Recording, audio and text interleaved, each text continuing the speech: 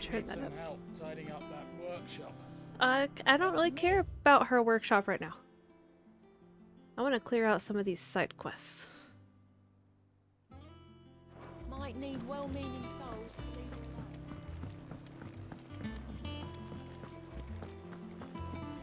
So I can get rid of all these icons.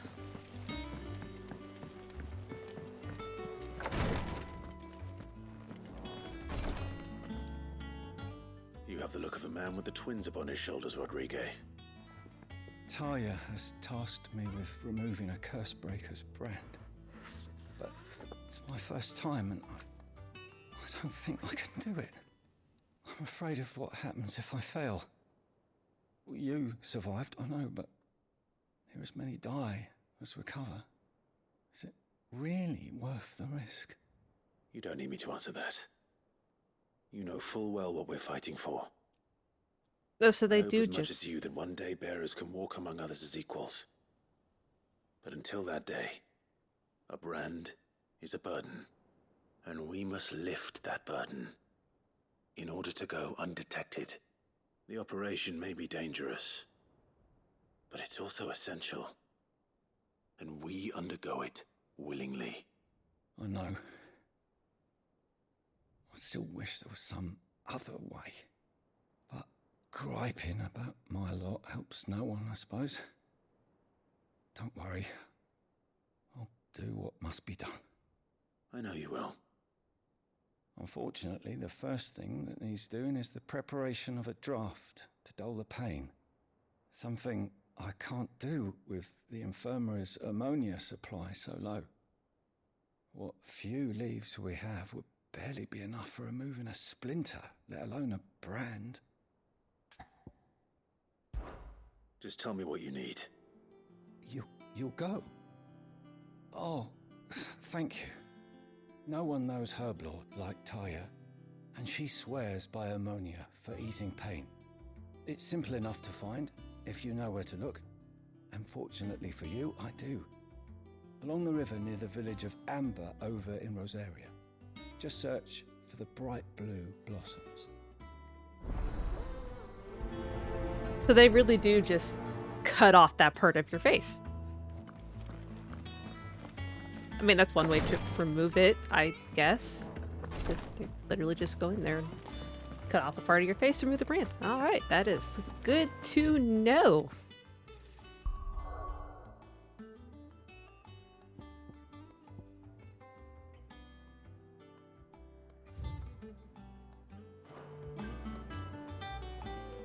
It is that one. Okay. I forgot the name of the quest.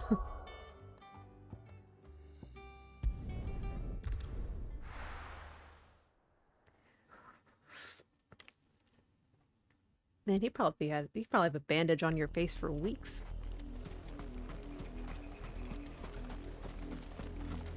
Yeah, that does sound like an ouchers.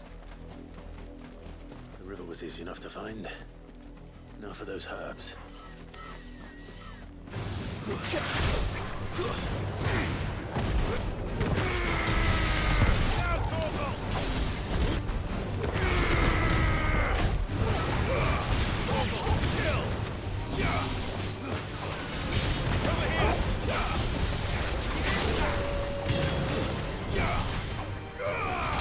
I mean, that's one way to get rid of a brand.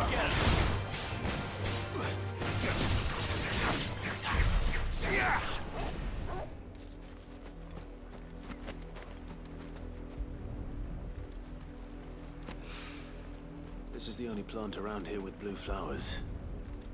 I hope it's the right one.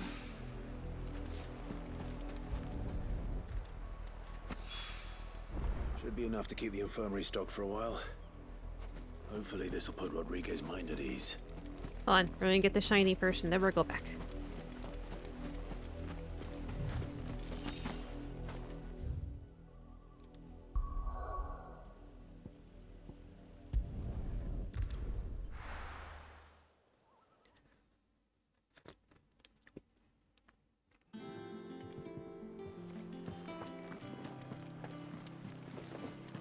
Is that the thing Tomes helped to build? Mid told me she was building a ship.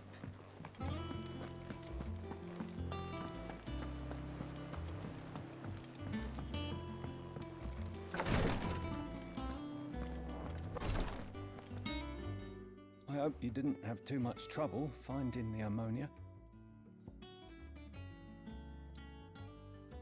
Dang it. Stop making me push buttons when I'm trying to drink my hot chocolate. Oh, yes. This is it. And more than I was expecting. I dare say the patient won't feel a thing. That is, unless I... You'll do fine. Taya trusts you, which means I trust you. The hideaway would be lost without skilled physicers like yourself. Thank you for the kind words. Truly. But... I'm sorry. I'm still terrified. The brand is more than just ink on flesh. It's a death sentence. Milk of the wyvern tail lurking just below the surface of the skin.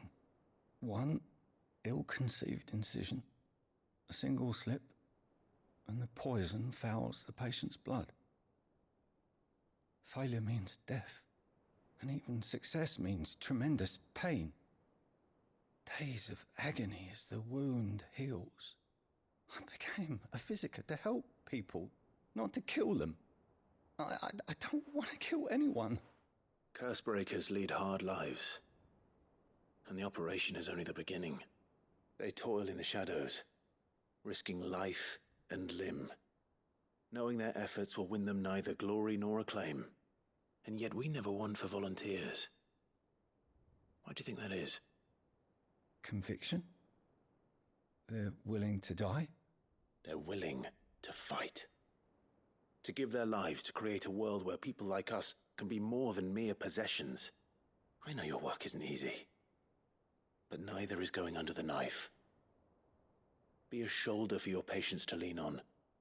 Stay strong for them. You sound like Taya.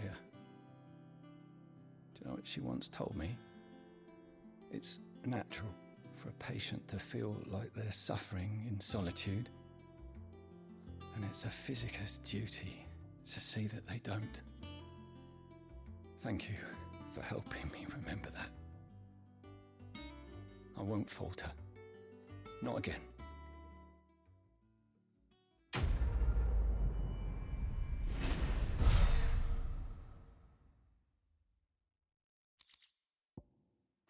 Nice.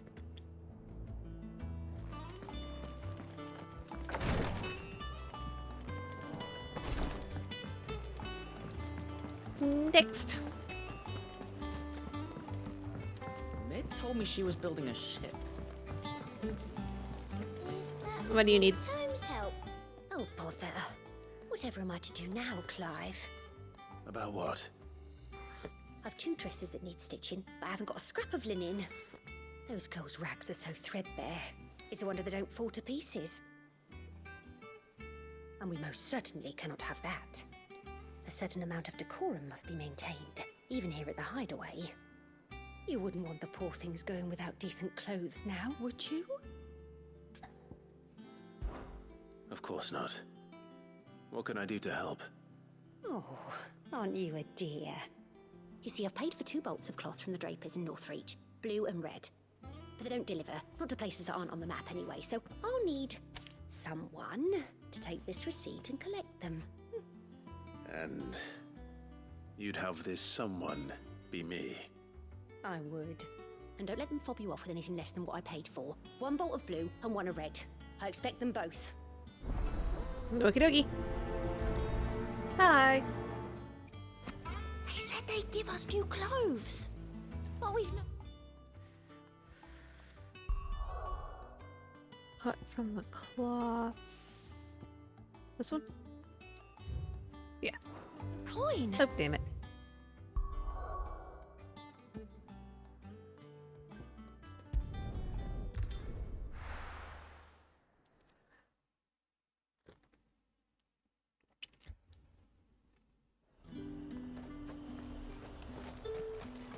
Keep them pilgers nice and chilled.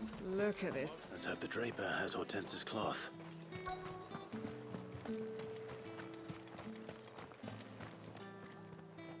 Might I interest you in some swansdown? Perhaps some seersucker or herringbone? Just some linen. 2 bolts. Already paid for in full.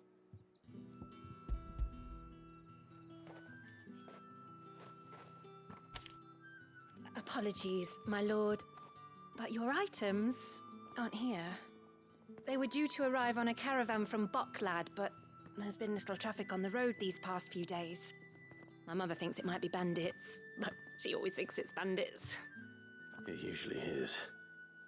So I assume the caravan will be coming from the south. Yes, hopefully carrying all manner of spice and sundries. Wait, you aren't thinking of... Going to find it. That's exactly what I'm thinking. Oh, well then, be safe? She's not even gonna try and talk him out of it. She's just like, okay.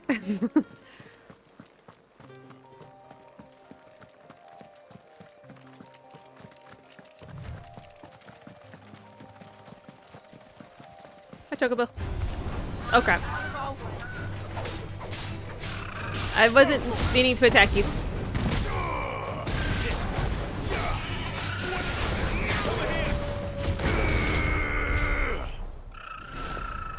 Fun times.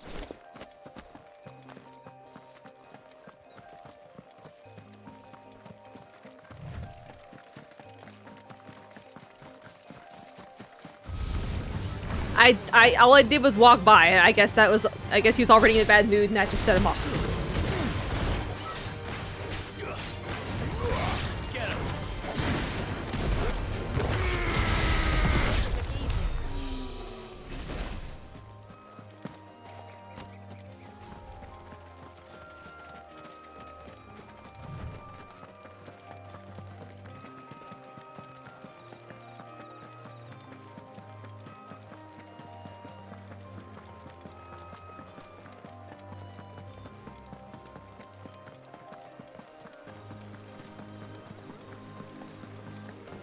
Well, I found the caravan.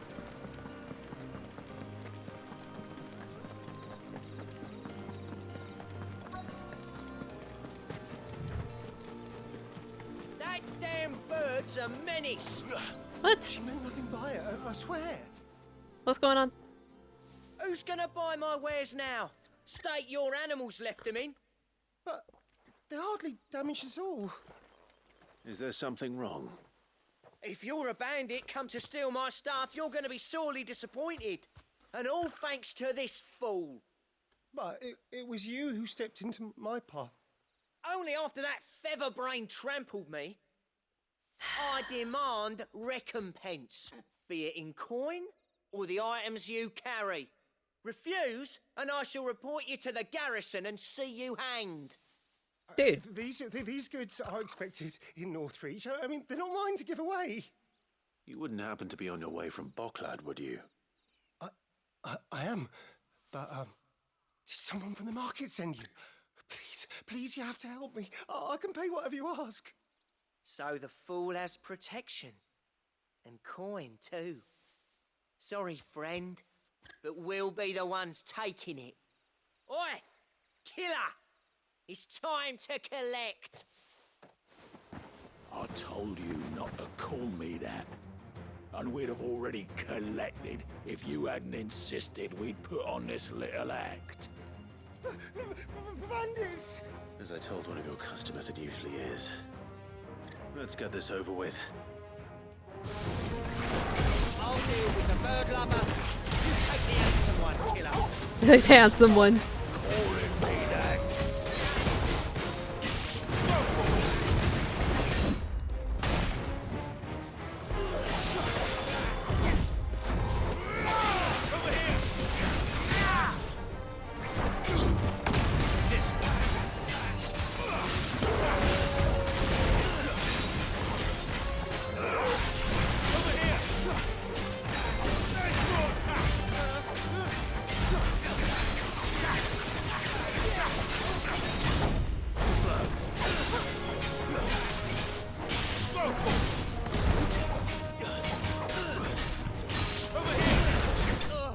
There we go.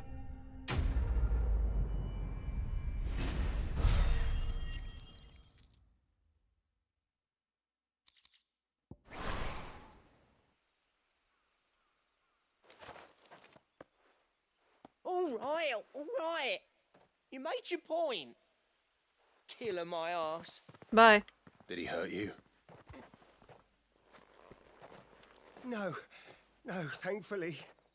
He seemed intent on letting the bandit do his dirty work for him, and he would have succeeded had the great lender not sent you.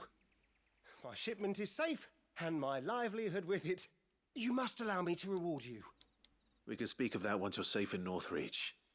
I'll accompany you there. Yeah, that's probably best.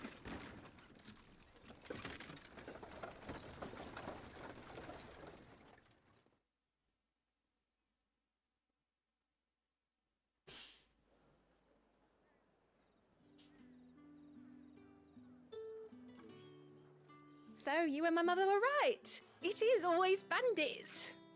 And were it not for the kindness of our free sword here, you'd be buying your order back from them at twice the price. Now, if you don't mind, I have a pressing appointment at the Vale before my return to Bocklad. Farewell. Have fun. Oh, I almost forgot. I suppose you'll be wanting your linen. You'll be happy to know both bolts arrived safely along with the rest of the delivery. I've also added a few extra lengths of our finest fabrics to the bundle. Free of charge. Are you sure? My mother would insist. It's the least we can do for the man who saved our shipment.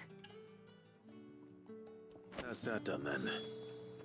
Now it's back to Hortense with her cloth. Okie dokie.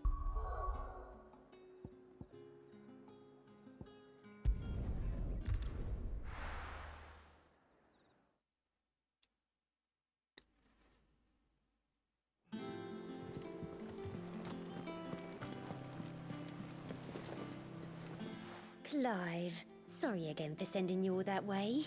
But you did get my order, didn't you? Don't worry. I have it. I believe this will more than satisfy your needs.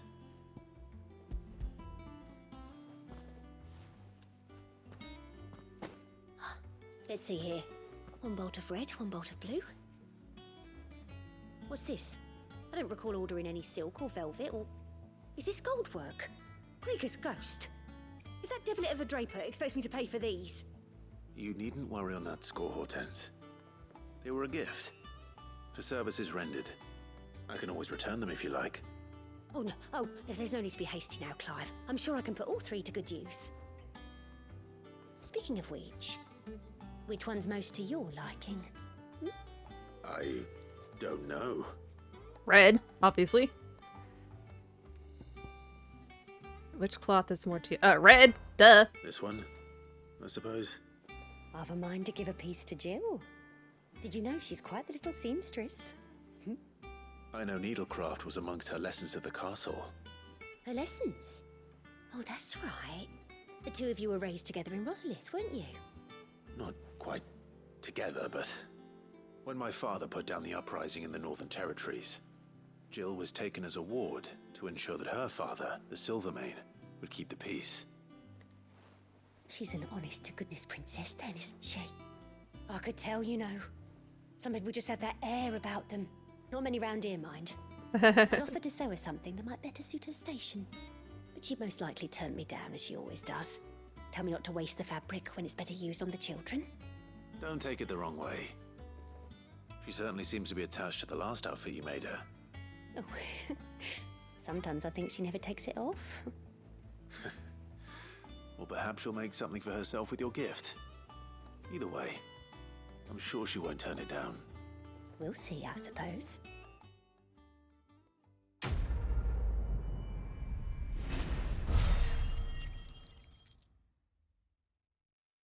She was taken as a ward to keep the peace. It's like, what's that mean exactly? Did they adopt Jill? Was she... Lady Hortense said she'd give us our dresses soon. Said they'd be made of linen. Not sackcloth. I've never had a dress made of linen.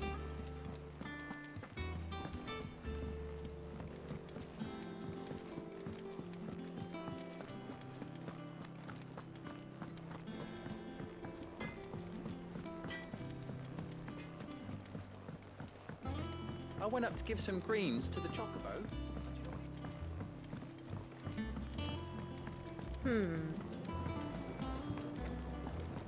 I mean, it looks. I mean, she was obviously treated well at the Roslith estate, and his mother didn't seem to dislike her. Eat up, little ones. Won't be long now, Martel. Sid, I was hoping to speak to you. Oh, Is so it's like, everything all right? Yeah, it's just. so it's like an well, arranged marriage as almost, You know, we've been trying to grow Just fruit down here. with children. It's good to know that something of the old hideaway still lives on. Martel's pride and joy. It was a sapling when she rescued it from the rubble, but look at it now. All our hard work's finally paying off. I took it on, you see, after she died, and now the fruit's finally complete. Okay. And not only is it ready, it's actually tasty. Sweet as you like, in fact. She bred the bitter right out of it. Impressive. And welcome news to more than a few, I'd say. I thought this first harvest could go to the curse breakers, on account of all they do for the hideaway. You couldn't take them some, could you? Seems better them coming from you. It'll be nice being the bearer of good news for a change. Oh, thank you. She always had a soft spot for that lot, see? And once they've had their share, I'll see to it that everyone else gets some. Here you go. Martel apples, they're called, in honor of her memory.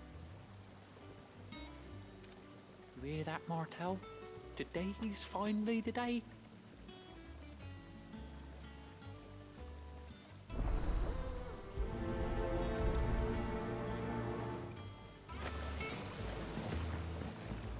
I suppose at the time she would have been too young for a marriage, so they went that route instead.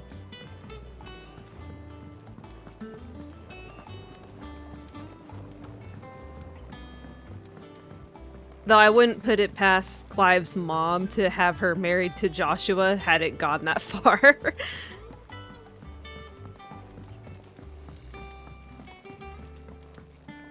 I don't know where I'm going. Probably not the direction I need to go.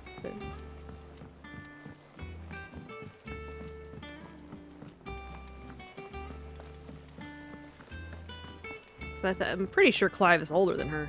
No, I'm not sure by how much, but I'm pretty sure he's older than her. I'd have to go look at their ages. I know he's in his 30s now. Like, low 30s. I don't know how old she was, though. You two look like you could use something to eat. Here. Courtesy of Martel.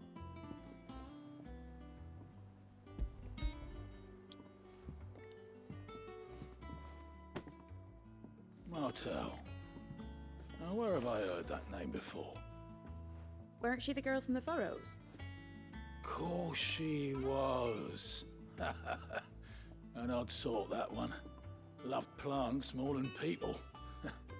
Aye, and brave as a bane might. Remember when she ran back into the hideaway to collect them trees when Titan attacked?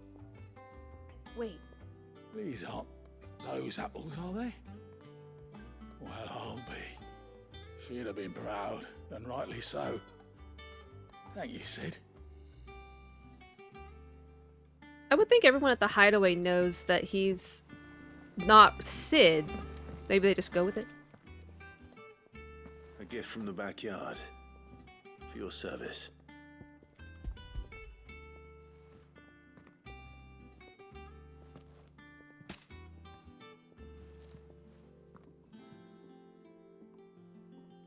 Blimey, these take me back. Oh yeah, I guess I so. haven't seen a hideaway apple since. Old Sid was the only one who could stomach the things. He'd nab 'em right from the branch, make Martel livid. Not that anyone could stay mad at the man for long. That sounds like the Sid I knew, all right. Planning on keeping that lot to yourselves, were you? Hang on. These aren't Martels, are they? I'm glad to see someone carried on what she started. Can't have been easy, not in the Deadlands. Reckon she'd be happy knowing all her hard work didn't go to waste. Clive, tell the lad down in the backyard to run some over for me, will you? Not so much as a thank you. Well, I've got some manners at least. Thanks, Sid. You can leave the basket with me. I'll see that the others get their share. Oh, and give our compliments to the gardener, won't you? That was the last of the apples. I should head to the backyard and pass along everyone's regards. Told me she was building a ship. Is that the thing Tomes helped to build?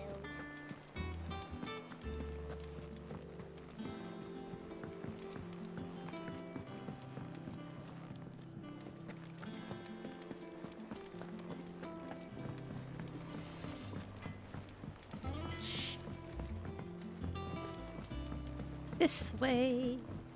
I went up to give some greens to the chocobo.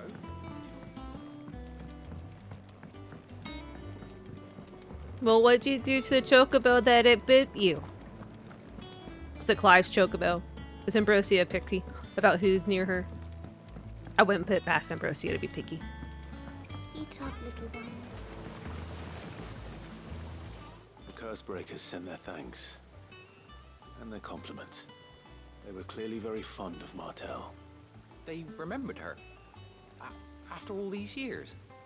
I suppose she was very kind, even to a tongue-tied lummox like me. You were one of the good ones, Martell. Why did you have to die? She put everything into her work. She wasn't going to rest until we had fruit sweet enough to enjoy. And now we do. When she died, I named a sapling after her. And now it's a full-grown tree. Martell lives on through the fruit it bears. And through you.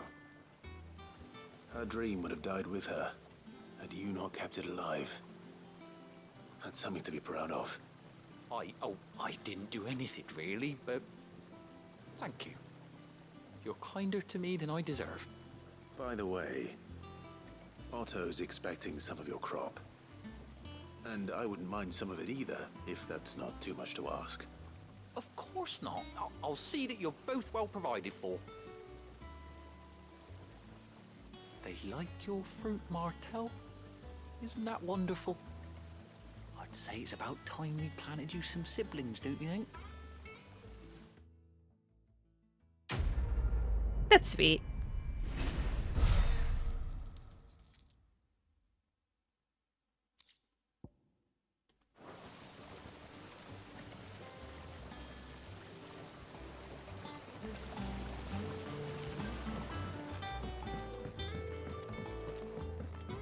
Alright. Now, what other ones do I have here in the hideaway? Ooh, I got 3 more.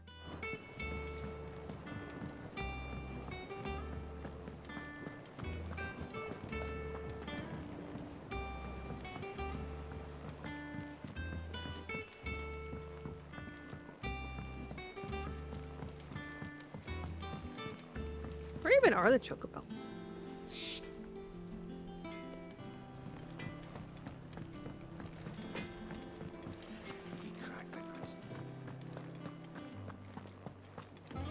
Was it not up here? No. Oh, it must be a... Oh, it's a letter. He has a letter that's a quest.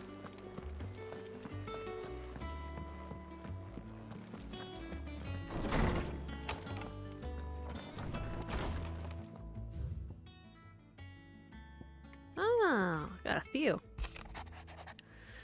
Sid II, I trust you will forgive me for putting you and your dear uncle to the test. I am confident that a man of your position can understand the importance of earning one's trust, especially in times like these. For what it is worth, you now have earned mine, and I can assure you it shall not easily be relinquished. May this be the start of a fruitful relationship. Off the record, I was thumbing through the hideaway ledgers at Otto's behest and might have come across something that might need your attention. Maybe, and by that I mean immediately. Trouble with the ledgers. Shouldn't he be asking Otto for help?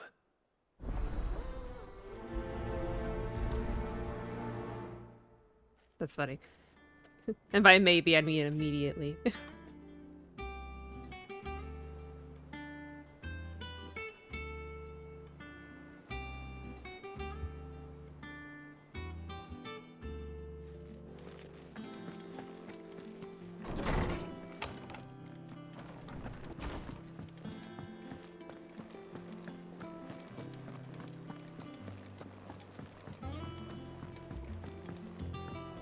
don't know where Sid gets the energy. Lady Is Hortense that said the she'd thing give us our Thames dresses. helped with? Mid told me she was building a ship.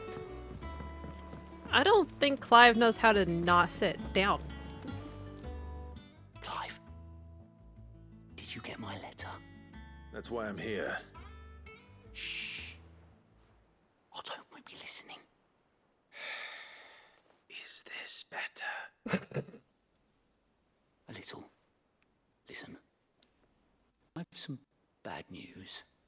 It turns out the hideaway may be slightly behind in its payment to certain lenders, and it may be my fault. So it is I your swear to fault. the goddess, I thought I had the numbers square. Sadly, that square turned out to be more of a circle. Zero, you might say. Oh my god. I can straighten it out, I swear, but it's gonna take some time, and I'm gonna need help keeping it from Otto. Bit late for that, I'd say. Oh dear. There you are! What a surprise! So let me get this straight. You forget to pay our lenders what they're due, and instead of coming straight to me, you get Clive to come to you. In the hope he'll dig you out of the hole you've dug for yourself. Clive! That'll in help me. charge of the place you've been cheerfully trying to bankrupt. And you thought this was a cunning plan. Why? Well, who needs paying? Oh, just Martha. And the dame. And, well, Lady Karen. But only 500 talents. We owe 3 of our most trusted friends 5 million gil. Each. 5 million each. He's fired. They lent us the bulk of the money we used to rebuild the hideaway, you see, and well, I must have made some sort of oversight. Those ledgers were my responsibility, and it was my decision to entrust them to you. This is my fault. Do we have that much to hand? I can always ask my uncle. No, we don't. And no, you won't. Aw. We've lightened Lord Rosfield's purse enough.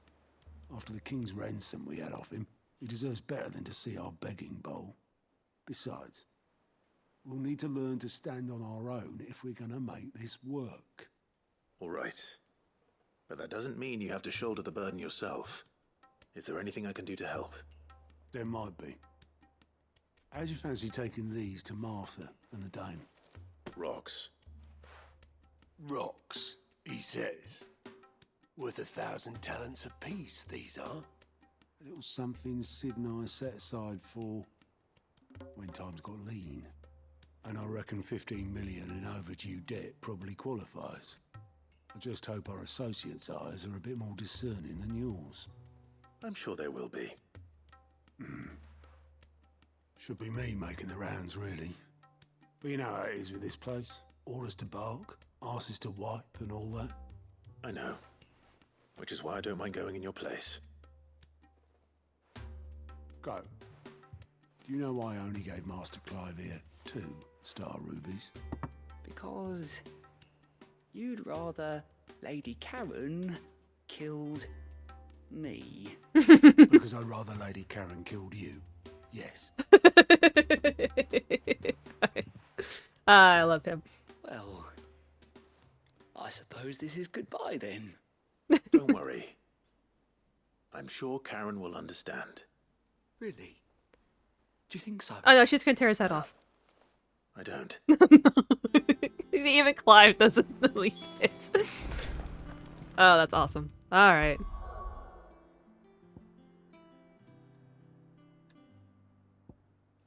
Let's go see Martha.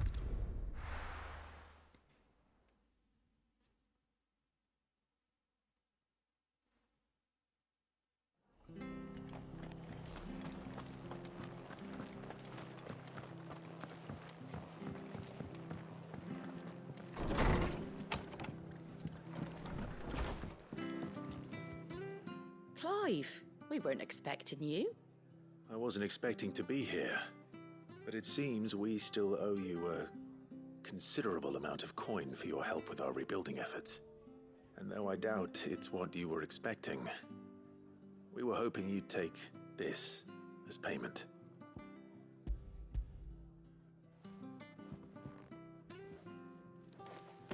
A star ruby? I can't accept this. It's worth at least twice what you owe me. More if you can find yourself the right buyer. Think of the difference as interest. Interest? If word got out I charged that much, no one would ever borrow from me again. Anyway, why are you the one here asking me about this? I'd have expected Otto.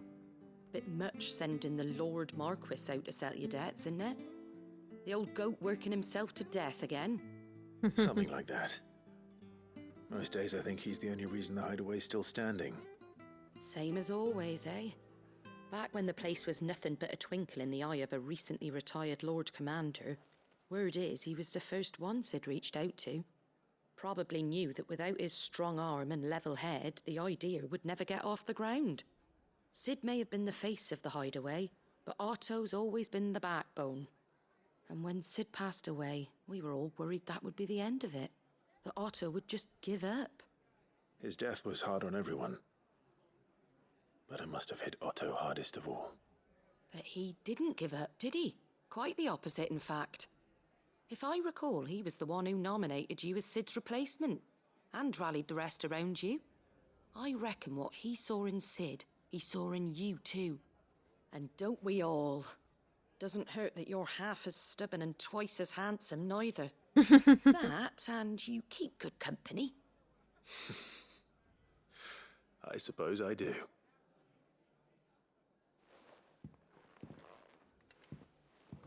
Alright, so what will the dame react? How will the dame react to this?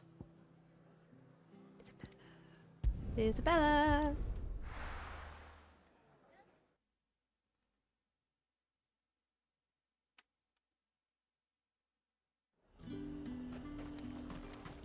There's talk that we've lost. How the hell is anyone supposed to... Excuse me, gentlemen.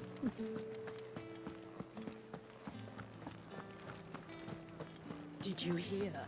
The gates to heaven. I want to see you again. What am I going to do without sweet water and oil of talc? Milady, I come bearing gifts. Gifts? Whatever is the occasion.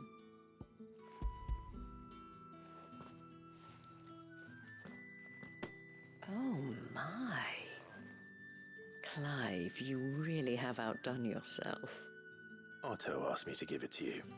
To settle the hideaway's debt with the veil. And to compensate you for the time it took us to do so. You disappoint me, Clive. I thought you might finally be warming to me. Tell Otto he can keep his baubles. I tried to tell him as much the first time around. The man owes me nothing, nor does the hideaway. My contribution to the restoration effort was made freely and willingly. It was the least I could do. You once told me Sid did you a kindness. I'd like to do the same. Please, accept it.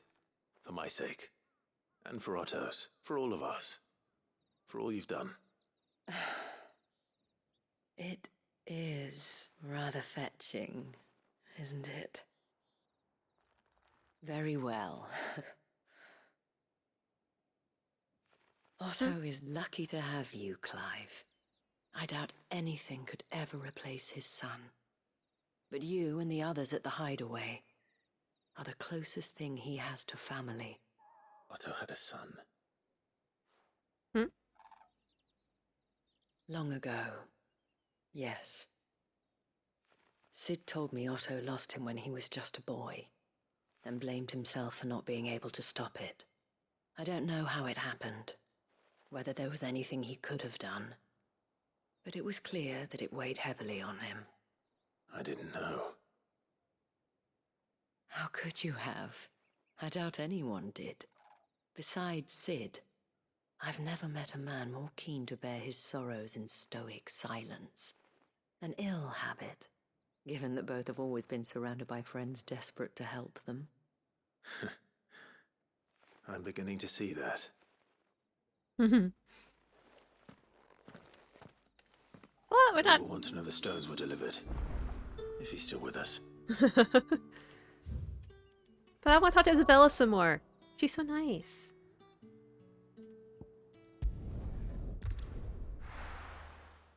She's obviously a great listener, too. I feel like I could tell her anything.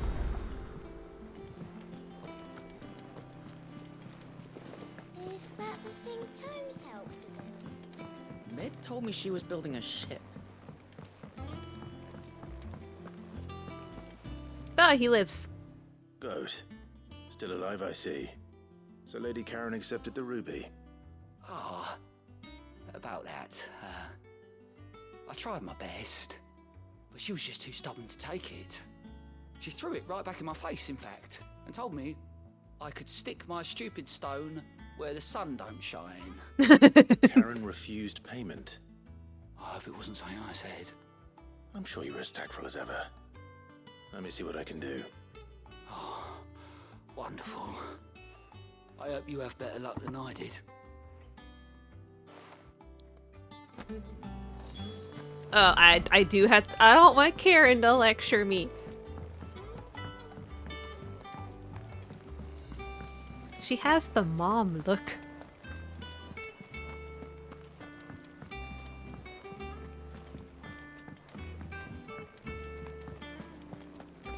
Hi, Torgal. Lady Karen, Goad tells me you weren't happy with our offer. Would you prefer the debt was repaid in coin? What debt? I don't recall lending any of you lot me hard-earned gil. I may have tossed a talent or two in the Hideaway's coffers, but those were donations, and you can hardly call it charity if you go asking for it back. Of course not. But one good turn deserves another. And our circumstances have changed. Surely you wouldn't shun the gratitude of a pauper who happened to have become a prince. Oh, so you're a prince now, are you? Technically. Fine. But I'm selling it and taking what I'm owed, then you're getting the rest whether you like it or not. Fine.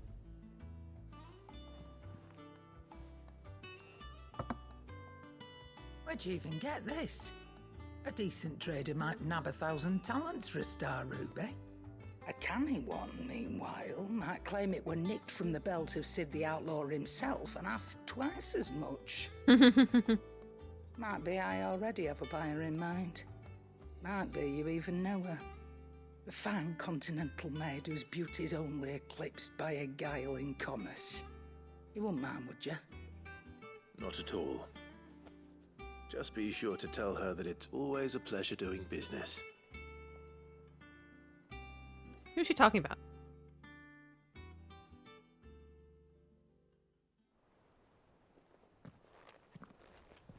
I hear you ended up delivering all 3 stones. Yeah. Karen likes Thanks me. to this lump. I sometimes wonder what I pay you for. Speaking of which, I still haven't been paid last month's wages. Definitely Rowena. Oh, so you remember what's owed to you then? Get your ass behind that disc of yours and don't get up before those ledgers are square. Right away.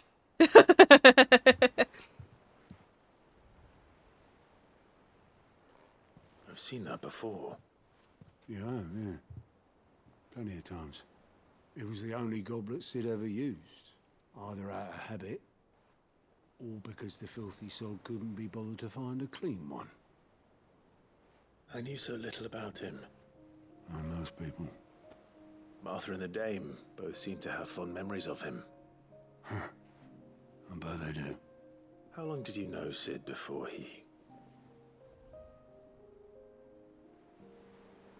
Before he died. 20 summers, give or take. Back in the day, I was a purser on a trade ship, which is where I met him. He bought passage to... I forget where. But having nothing better to do on the long nights, we set up drinking island rum till the morning bell dragged me back to my duties. quit my post not long after that. On account of making a fine maiden's belly fat. Oops. Me and Sid stayed close, promising we'd one day sail the seas again. That was before fate stepped in and said she was having none of it. The magic woke inside my son soon after his first name day. Uh-oh. There was no hiding his knack. Couldn't you and your family have? My family were the ones who summoned the constable, wanted the monster taken away. I couldn't turn my back on him, forget what I felt, and I couldn't for the life of me understand how they could. Luckily, Sid was of the same mind as me. It was him who stood beside me when all I wanted was to tear the whole world down. Him who cried for me when I had no tears left of my own. Him who swore he'd do everything he could to stop it from happening again. And he was true to his word, too. Left the Royal Army once and for all. His ranks, his ribbons, gone. Just like that. Threw away everything he had. All to right a wrong that no one else had the courage to face. I knew then I'd follow that man to the ends of the earth.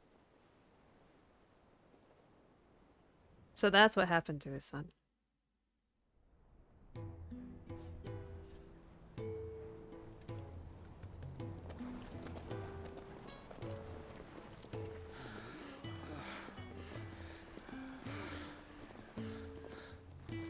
He was always too clever for his own good, was Sid. Saw the world for what it really was, while the rest of us were content to go along with the lie we were shown. And it can't have been easy, bearing that burden alone.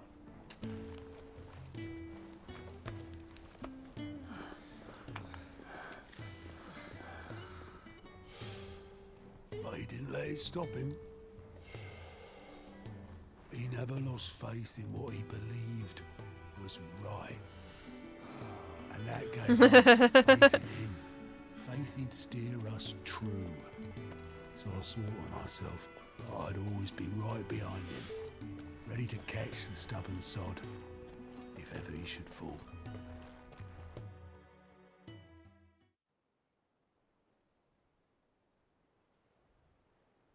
But I couldn't even do that.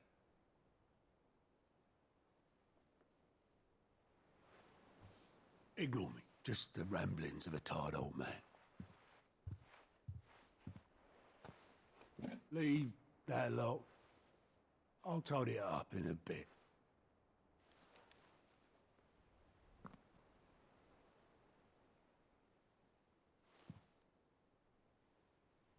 This is Sid's handwriting.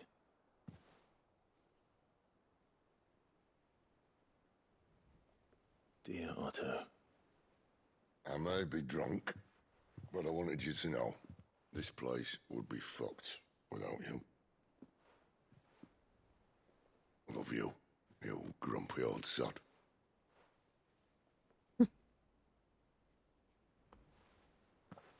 This note. Hmm? What about it? Sid was right. Without you, we'd all be lost. He should have bloody well said so then. Just once. Before he went. Well, poor Otto. Why would he? Him or anyone? I'd only have told him to piss off.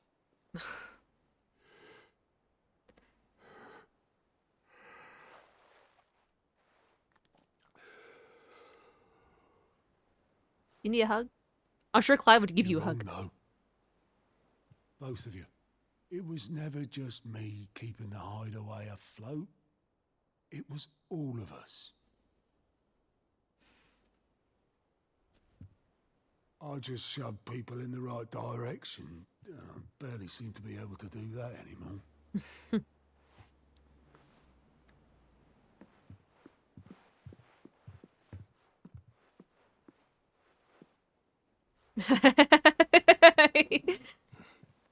Would you rather goat were at the helm? Well, maybe I've got a few more years left in me. I'm going to hold you to that, Otto. Before you go, Sid would have wanted you to have this. You sure? But This'll do me just fine.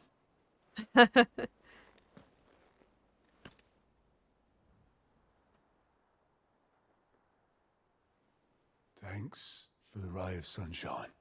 I'll see if I can't pay you back. Already have.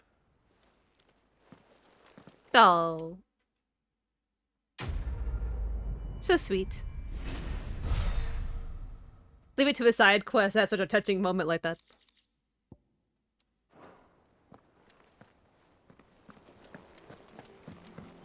Mid told me she was building a ship. Alright, what's the problem? Do you have a moment, Sid? A team of curse breakers has gone missing near Northreach. Which team? Coles. They were sent to liberate a carriage of bearers before they could be smuggled to market. They were moving in for their assault when the carriage was attacked by goblins. A curse breaker managed to release a Stolas amid the confusion, but this was days ago. They should be back by now, but I've heard nothing from any of them. I can't help but worry that... They know the work is dangerous. But I'm sure they're fine. But what if I've got them all killed? Before they go out, I always remind them why we're doing this, what they escaped, and what we're freeing people from. But I never really thought how my words might affect them. What risks they might take because of the things I've said. I'll go and find them. We'll both rest easier knowing they're safe. Thank you, Sid. And I'm sorry to trouble you with this. The plan was to intercept the slaver somewhere in the Dragon's Eyrie. I can't tell you much more than that, I'm afraid. That should be enough to go on. If they were there, Torgal will track them down. Okie dokie.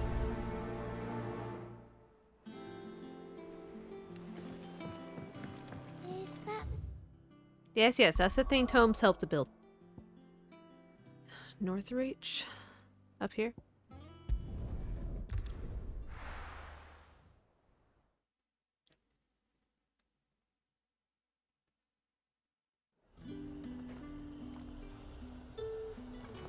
Bye, Jill. Bye, Jill. Slavers don't even...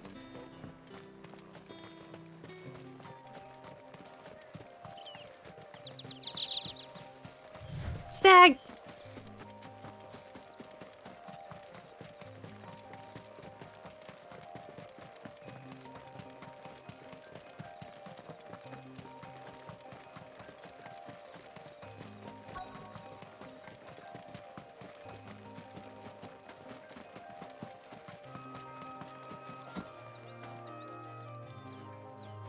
Cole, I'm glad you're in one piece. Just about. Sid, if you don't mind me asking, what are you doing here? Doris sent me to find you. She hasn't heard anything since the attack. She's been worried about you. I sent a runner to the Dame in Northreach. The hideaway should have learned of our survival yesterday. Well, I'm here now. And it looks like you freed the bearers. Only some. The rest locked themselves in the slaver's carriage rather than fleeing when they had the chance. I want to help them, Sid. But we're barely in any state to protect those few we did save. You made the right decision. Now where's the carriage? The goblins may still be out there. You have duties to attend to here. See to the injured. I'll handle the rest. All right. Just follow the path to the south. You'll come across the carriage soon enough. And please, hurry. If the beastmen get to those bearers, the poor souls will be eaten alive. I won't let that happen. Thank you. And Sid, it's good to see you. Don't thank me just yet. Alright.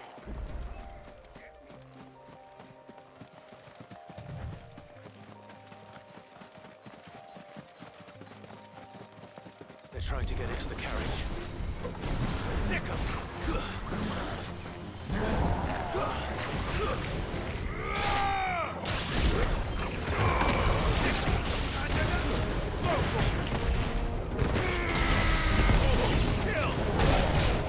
Ooh, he hit me.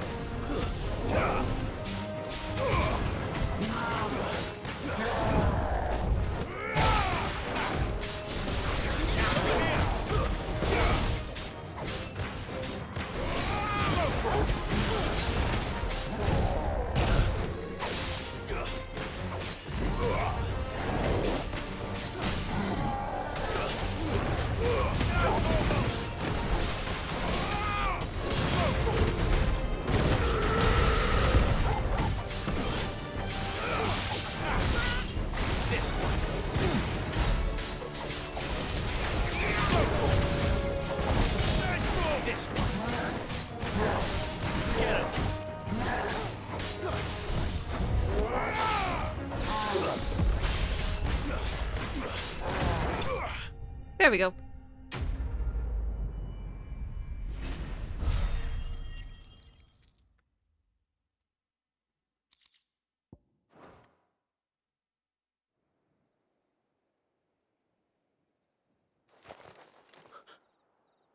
Who are you?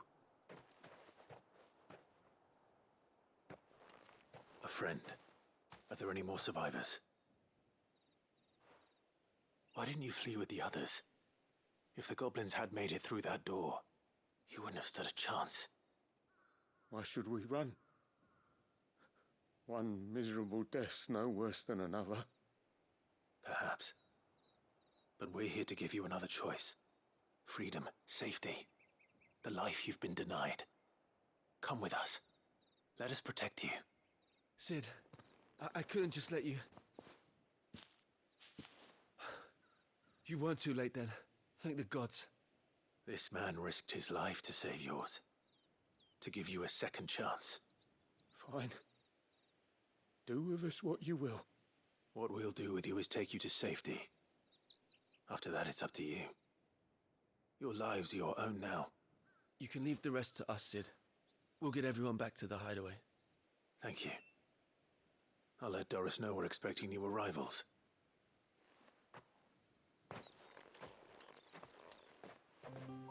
Yay! Okay. This way.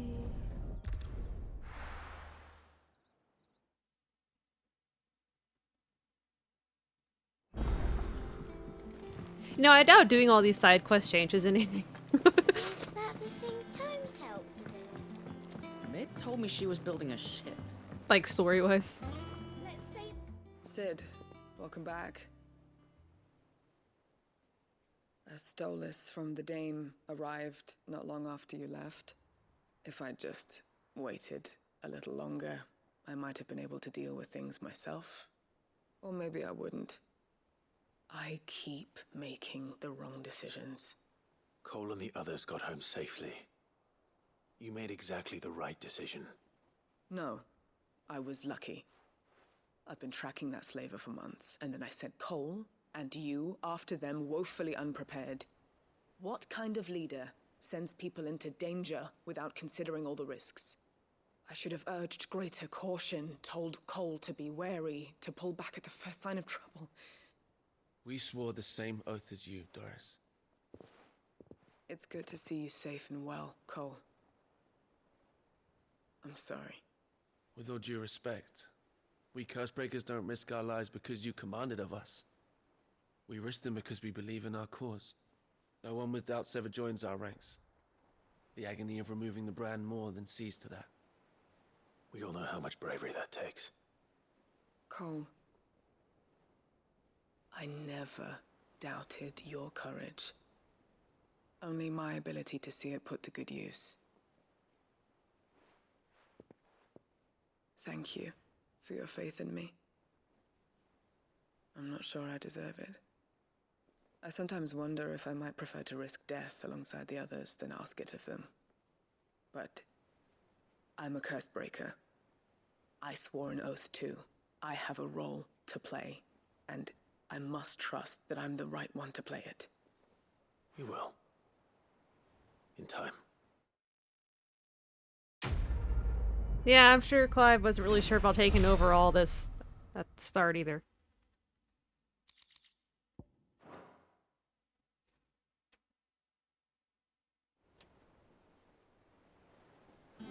Alright. Well, what do I have? Okay, that's right. There's 2 more letters in Clive's chambers. And then there's one down there.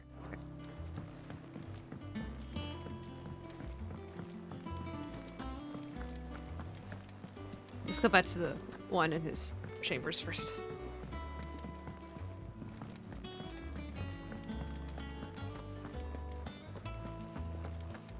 He cracked the crystal too. Yeah, that sounds like something Clive would do. Oh yeah, this updated. I think it added some stuff.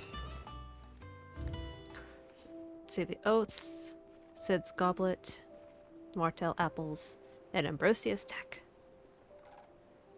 Clive, you need to straighten out that blanket. It bothers the hell out of me.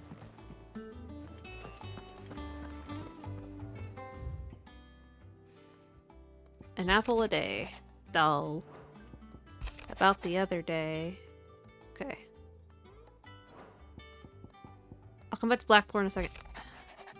Clive, something ain't right with that hound of yours when it pleases your lordship. I love how she's so sarcastic. What could be wrong with Torgor? He seemed well enough when I last saw him. I love how she's so sarcastic about the lord stuff.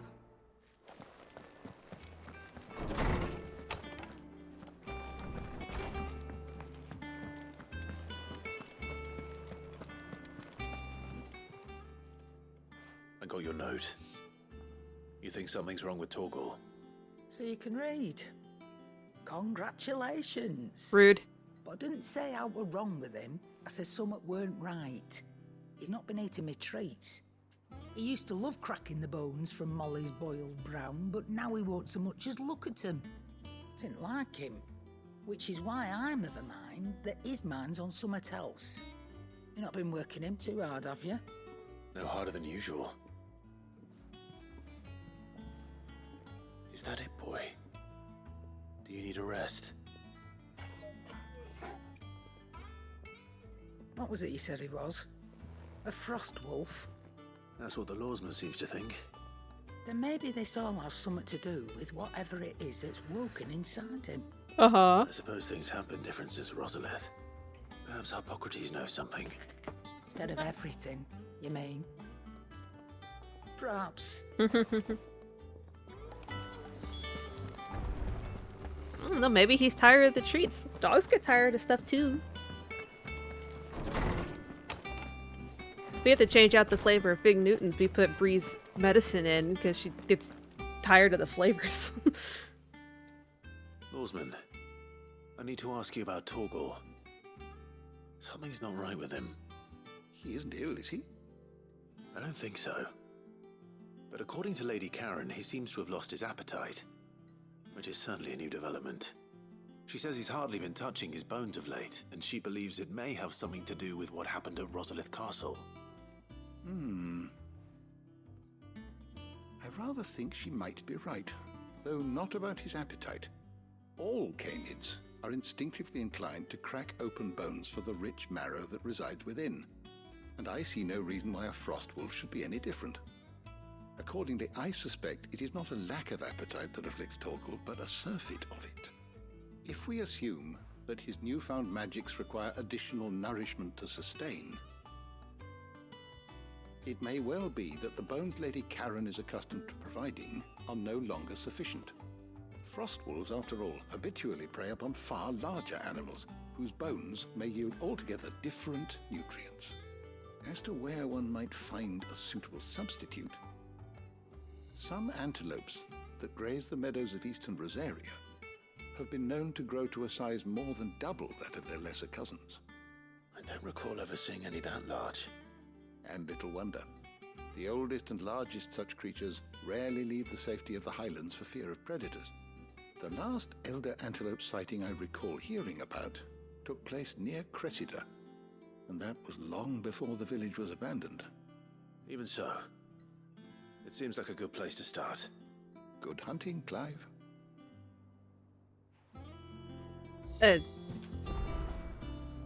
Dogs can eat most bones. It's only chicken bones they can't have. Because when a chicken bone breaks, it splinters. But, like, when we have ribs, we save the bones from the ribs for Brie.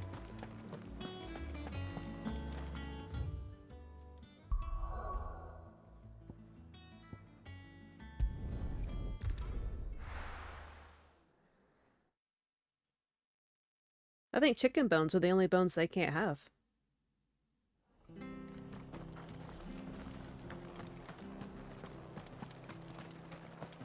She had a man of Gregor locked in there. Please, teach me how to fight. No, I think it's just chicken bones. If you're still here when my shift is over. Something about how they splinter is bad for dogs.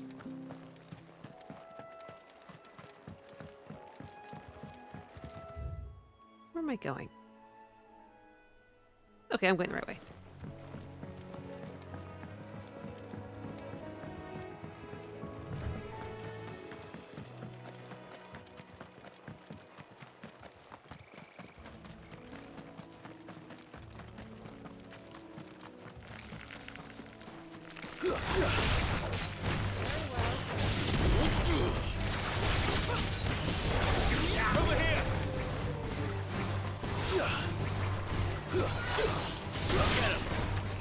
Stop flying out of range. Thank you. It's over.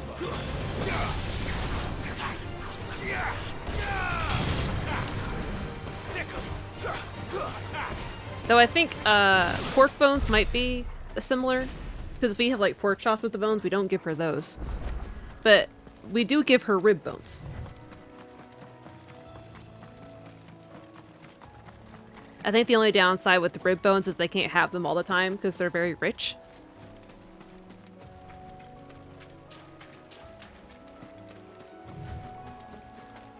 Oh, Minotaur.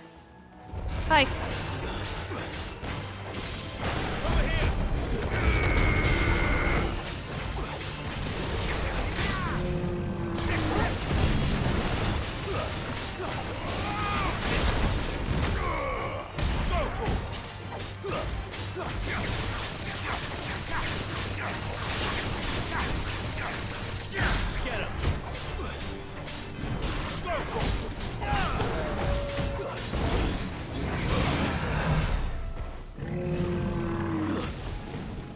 I mean, there's also rawhides, which is a type of bone.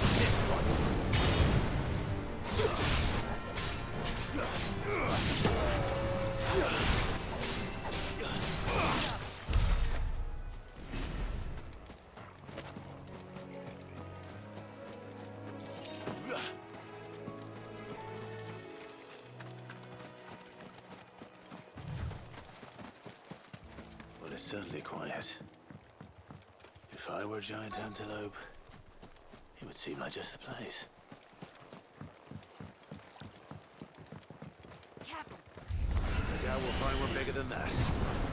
You hungry, Torgal? Yeah. That's more or less what it is.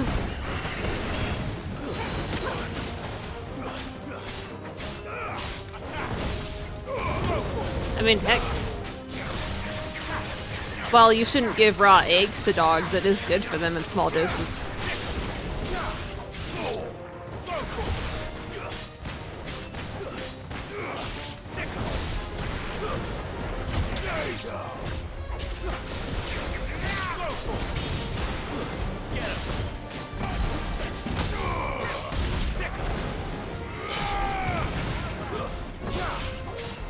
Well, they can get salmonella like people can, so, like, you don't want to give them, like, a lot, obviously.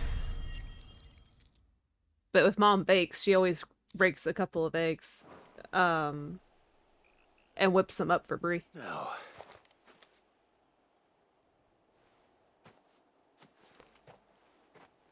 Will it be enough, I wonder?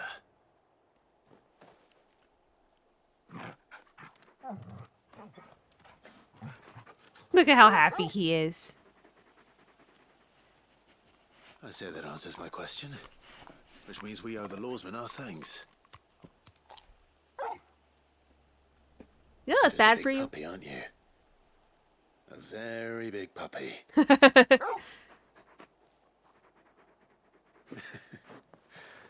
You do know you can take that with you, Torgal. Lady Karen will be relieved to hear you've got your appetite back. Come on, boy. I did read that the voice actor for Clive, I think, had his dog in the studio for his lines with Torgal.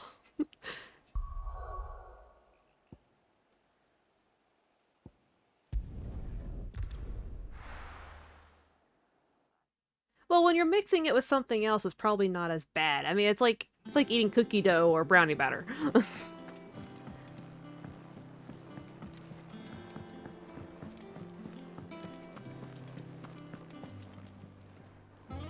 I noticed you and Torgal had gone off somewhere. Take him for a walk, did you? You could say that.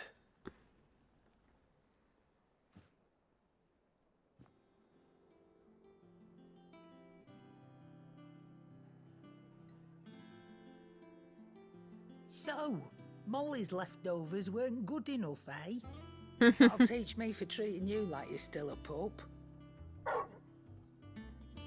All right, no need to shout. Now we know what you're after, I can see about getting some in. Speaking of which, I brought one for later. Can I leave it with you?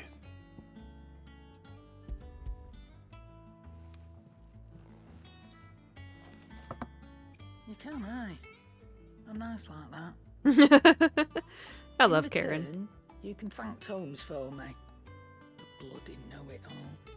I was just on my way to see him. I love Lady Karen.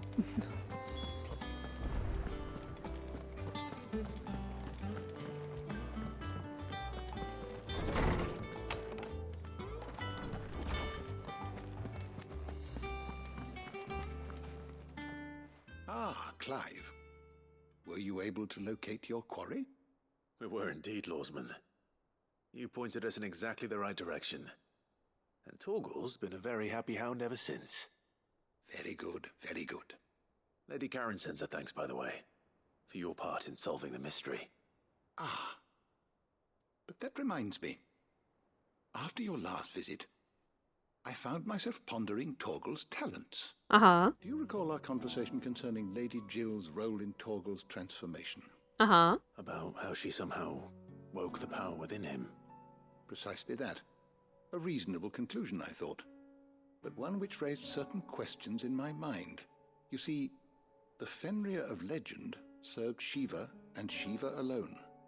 And while the powers attributed to him are certainly impressive, the records imply they are somewhat different in nature to those you described Torgal as having used. What are you suggesting?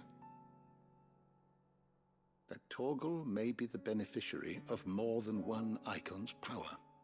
Consider that in addition to Lady Jill, he has served as a loyal companion to you, your brother, and even the late Cid.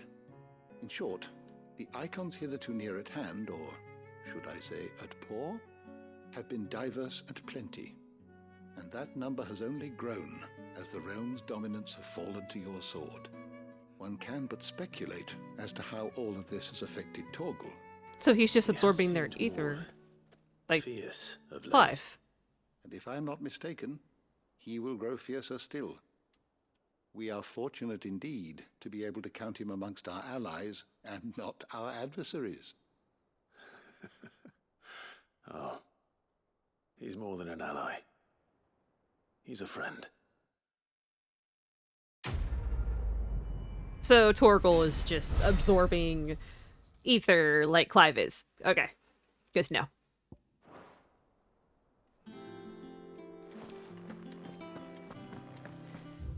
Alright. Let's go back to his chambers and get that one.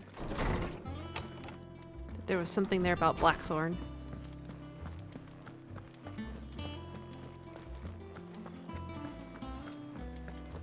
He cracked the crystal too. Look, he only cracked the crystal because, you know, he just happened to be there. It's already in Ifrit form. Alright, what's going on with Blackthorn? Let's see. Cheers for your help. Dragging Blackthorn out of the dumps the other day. Thing is, I reckon he's gone. Back to it. Okay. I'll go talk to him. Hopefully it's nothing. But I should speak to Blackthorn just in case. Blacksmith's Blues 2. Electric Boogaloo?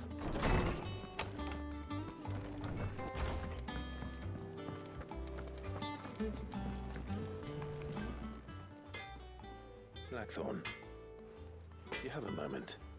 Not really, no. This won't take long. I just wanted to ask how you're getting on. August was worried about you, that you might still be doubting your craft, even after learning the trick of that cuirass. Is there something else weighing on your mind? Perhaps sharing your thoughts might help. That bastard's like a dog with a bone. Still, you've got a keen eye, I'll give him that. He's just, well, Karen showed me something. Something I've never seen before. And that was? A sword. An odd-looking thing with a single-edged blade. The metal itself wasn't anything to write home about, but fuck me. The edge on it. You could slice a man clean in two with a weapon like that, and he'd be halfway home before he even realised he'd been cut. So that's what's troubling you? No. Not troubling me exactly. More distracting. Can't stop thinking, how do you get an edge that sharp? It's driving me mad. And if you knew how to do it, we could arm the curse breakers with even better blades. That's about the size of it, yeah. I'll see what I can find out. Sharper swords are always welcome. And we can't have our master blacksmith being distracted. You're a soft touch, you know that. Can't say I'm not grateful for it. Good luck, eh? Thank you. Let's see what Karen knows about this sword.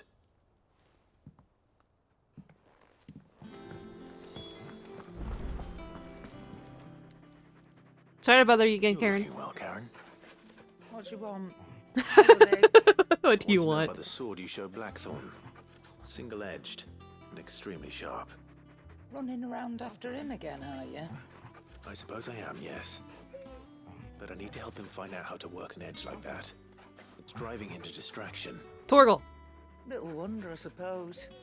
There's not many like that make it as far as the twins, and those that do go straight into private collections. Which made it nice and easy finding a buyer. Can you tell me who bought it?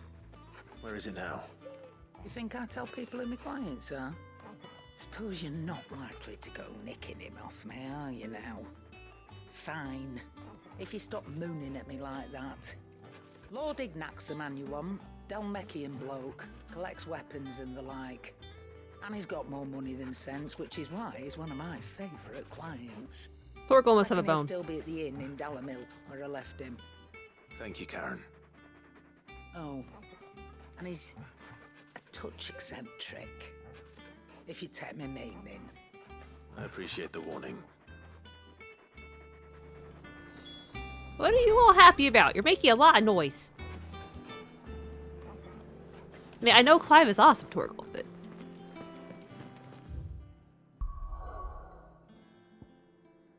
Dalamil?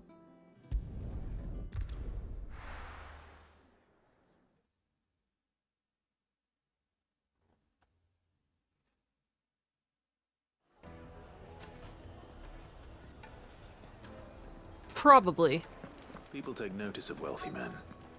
Shouldn't be too hard to track down Karen's collector. The St. Drape's Fang is gone. The whole Mother Crystal gone. What are we gonna do? Calm yourself. We don't know for sure. It could have just been a tremor. No, it's gone. I mean, keeping that part to myself, but it's gone.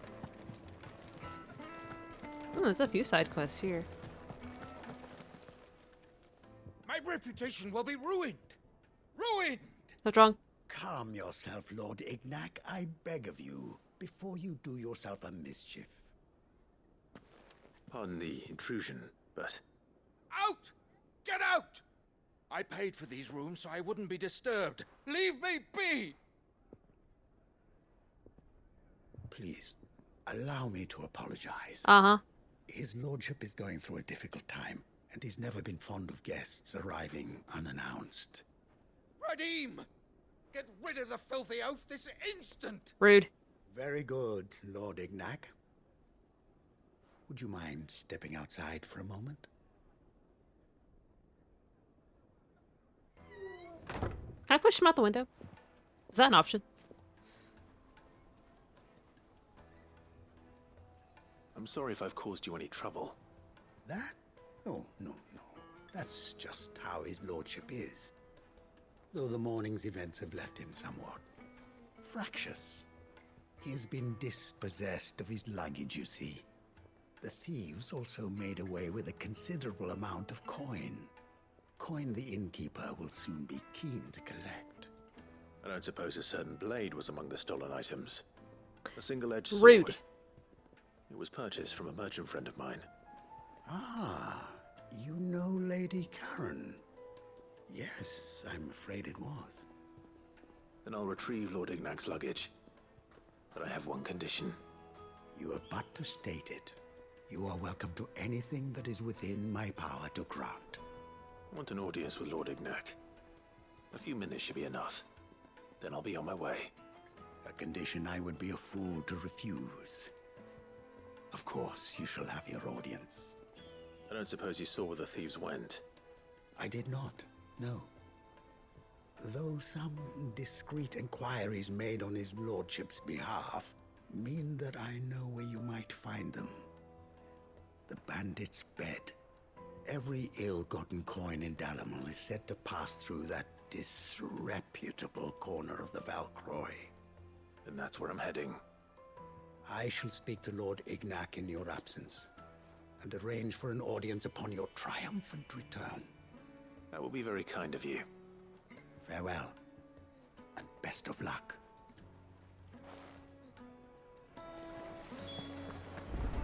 Well, it should be on my list of abilities. Clive obviously has the leg strength to do a King Leonidas kick. That's all I'm saying.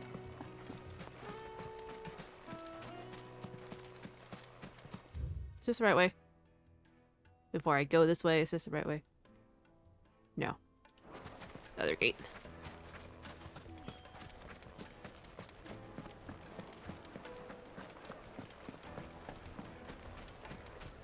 We've seen him kick open doors. The guy can obviously do a Leonidas kick.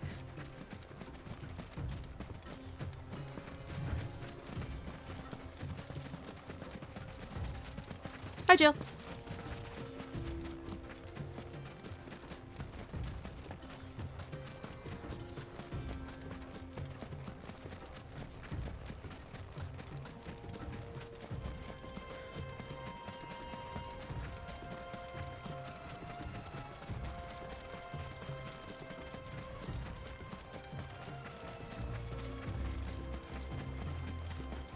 Okay, and I don't see how Clive wearing the tight leather he's wearing would be a problem.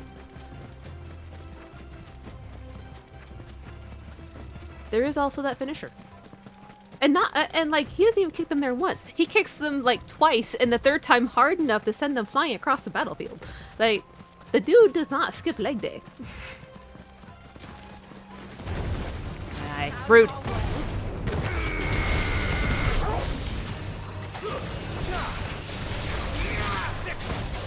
Over here!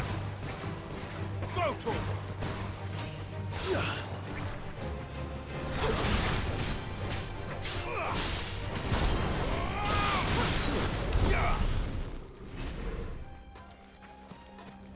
I mean, what's better, not wearing pants or the very tight leather pants that Clive is wearing?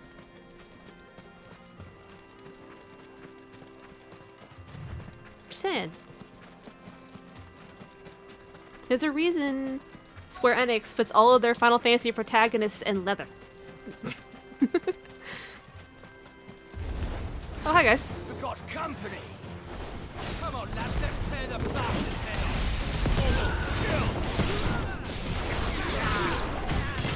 This one.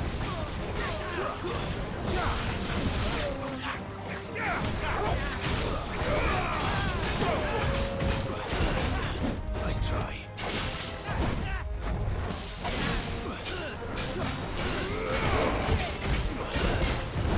Too slow.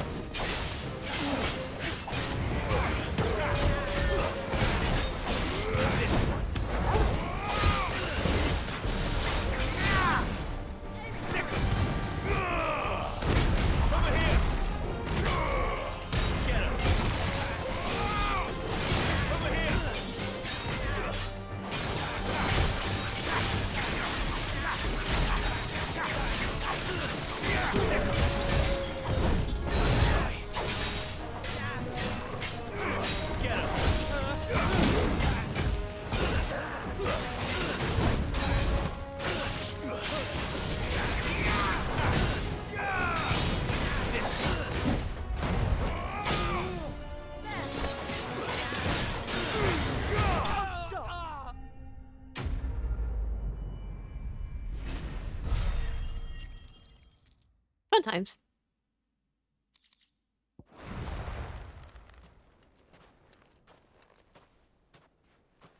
This must be Ignac's luggage. Nothing seems to be damaged. All right. Let's get it back to Dalamil. Are you gonna carry all that back? I mean, I'm pretty sure you could do it, Clive, but are you gonna carry all that back? You gonna go back get a wagon, then come back? What's up? I hear I have you to thank for the return of my effects. Yeah, you yelled at me. What shall I call you, my good man? Wyvern. Glad to make your acquaintance. A formidable name indeed.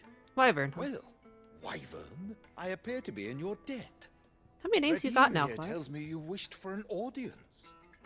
Is that all? A few moments of your time should suffice, yes. You're a peculiar fellow, Wyvern. All right, speak. Master Wyvern was wondering if you could tell him about a certain single-edged sword you recently acquired. Oh, a true work of art, that one. Karen drove me hard on the price, but I would have sold her Radim here to get my hands on that sword.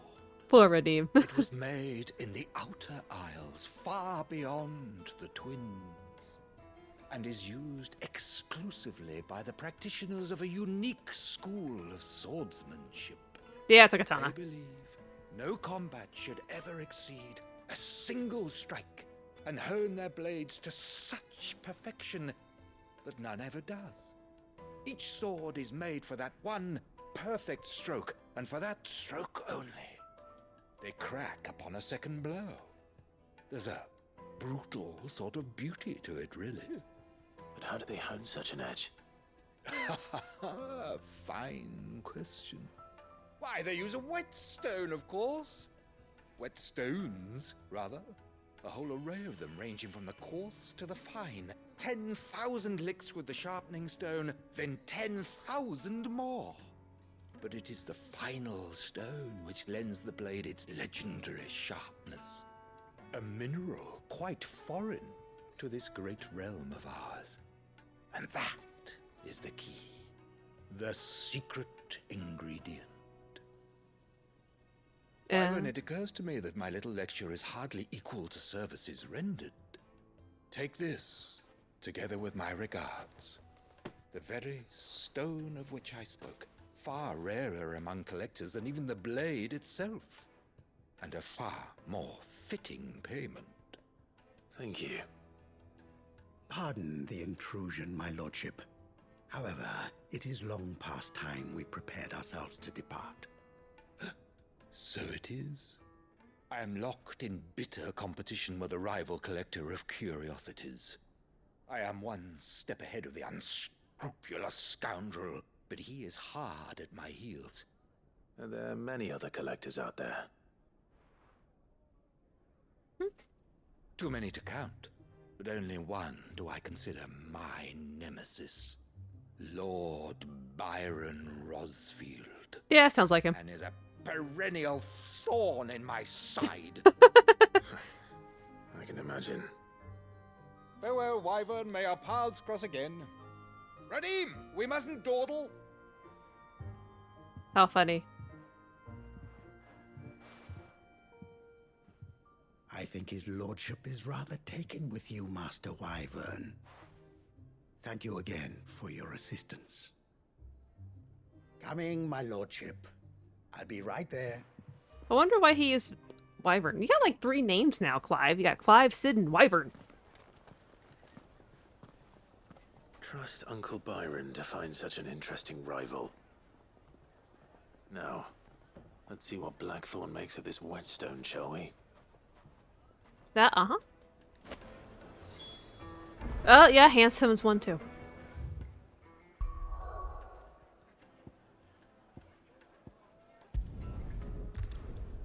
All of his enemies even call him handsome.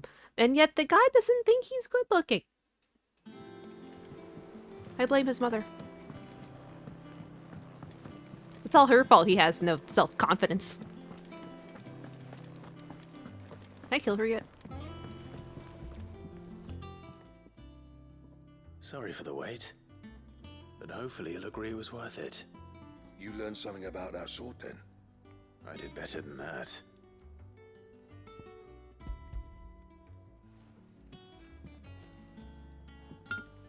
A whetstone? Yes. But not one you'll find anywhere in Valisthea.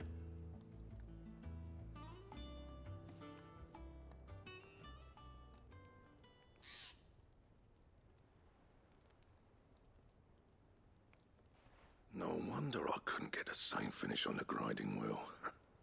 One hit and all done, eh? Might not be so bad if all you ever fought were duels. Good luck on the battlefield. Your second opponent would be your last, no matter how good you were. Even so, is there some way it could be used to give the Cursebreakers an edge? I think so, yeah. With this whetstone and the right kind of steel, I could probably even make a twin of the blade that rattled me. But there'd be no replacing this little rock once I worn it down to a sliver. I reckon we get a dozen swords from it, if that. Swords that the Cursebreakers wouldn't know how to wield properly, and that would see them through a single fire piece. Nah, no point trying to copy that thing. Be about as much use as a wax anvil.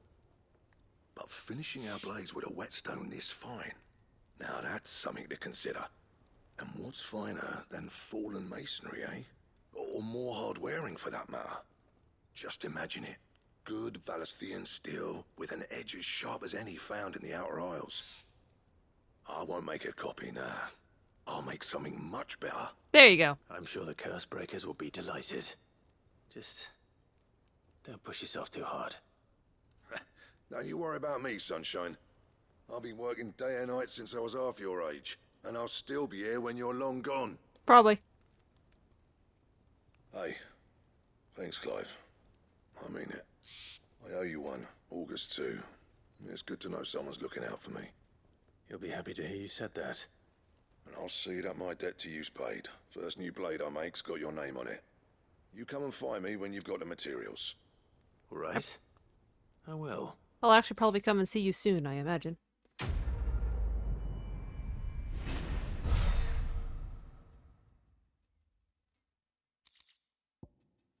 Ooh. Excalibur.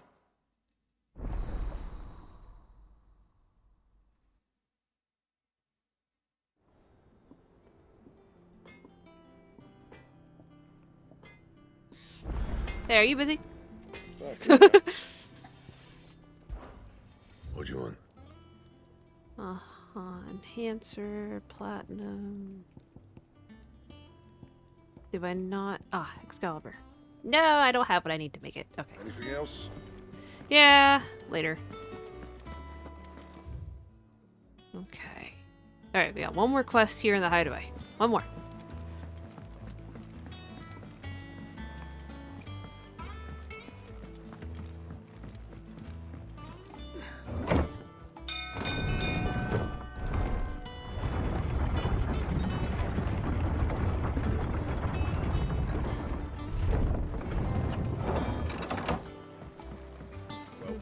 Sid.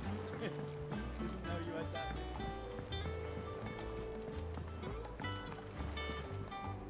What's up, boatman?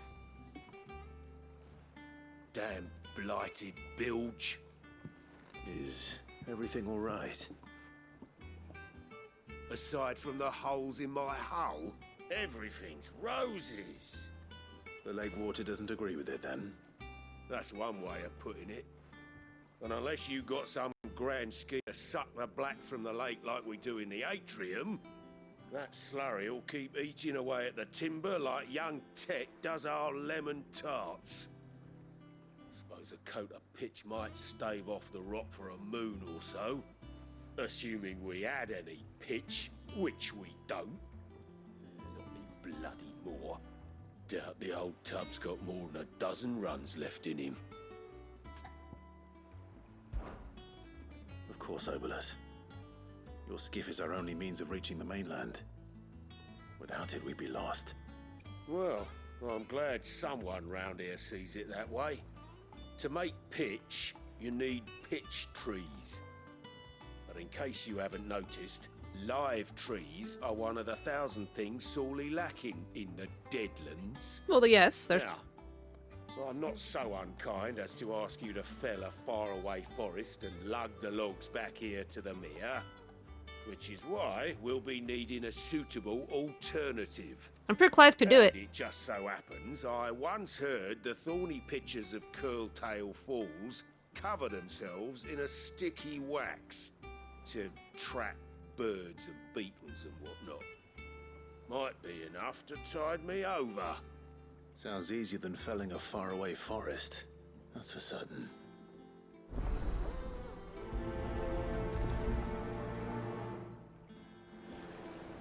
Okay. Oh, well, that's not too far.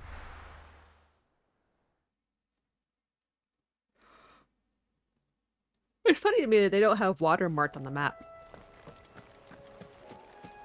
So, like... Can I go down here? Sweet. So, like, if the blight is in the water, does that mean there's no fish in there? Like, that's what that means, right? Felling a forest, I said.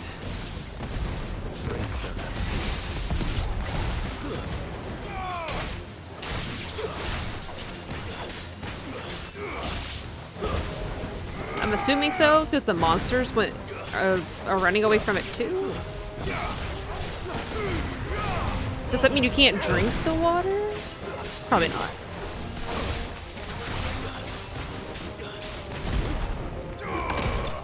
Nice. Yeah. Nice. I can't imagine Obolus needing any more than this. Time to head home. I know there's more side quests to do, but after we turn this in, we'll go back to story. I've been doing side quests for an hour and a half. I don't want to spend all stream doing side quests. So it's funny is that I got to go down this way.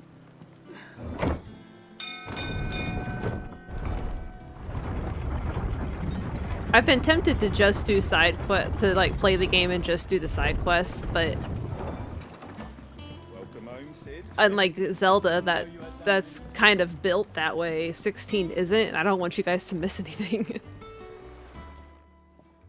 Well, did you find me some wax? Yep. Find is one way of putting it.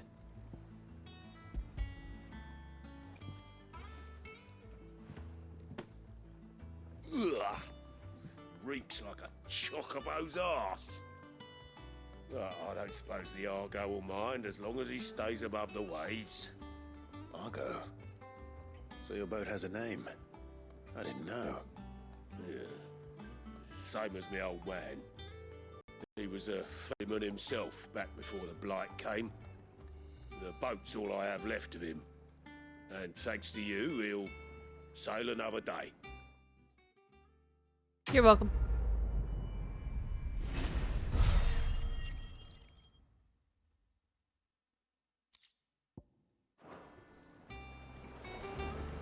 Okay. Now, where were we for story?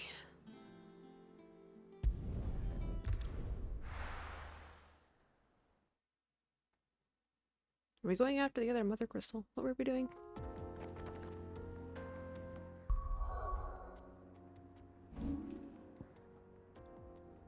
Yes, we're going after the last Mother Crystal.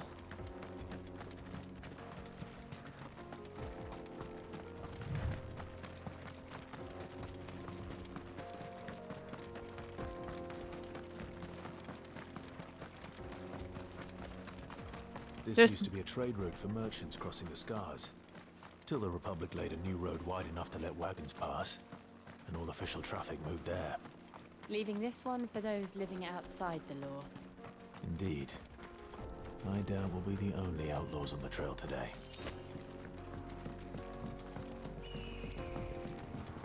I know we're, in terms of main story, we're at the 60% point, so we're over halfway.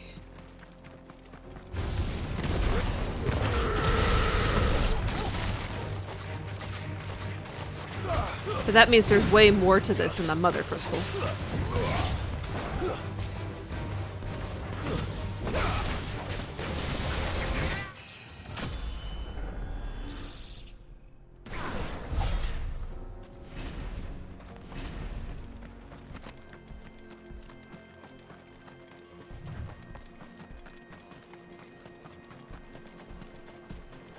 So what do you think?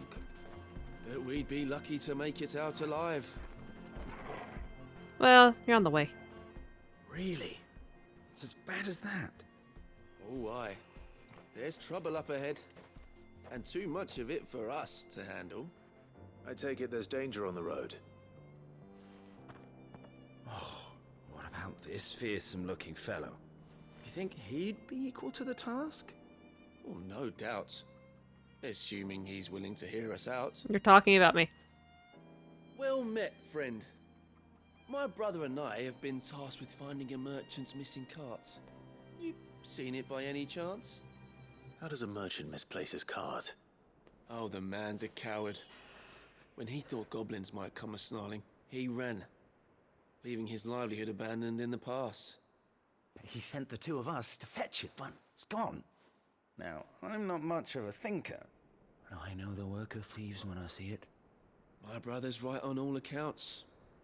And by my estimation, the bastards are lying in wait just down the road. We may have seen our share of action, true, but we've not got the skill in arms to boldly brave an ambush.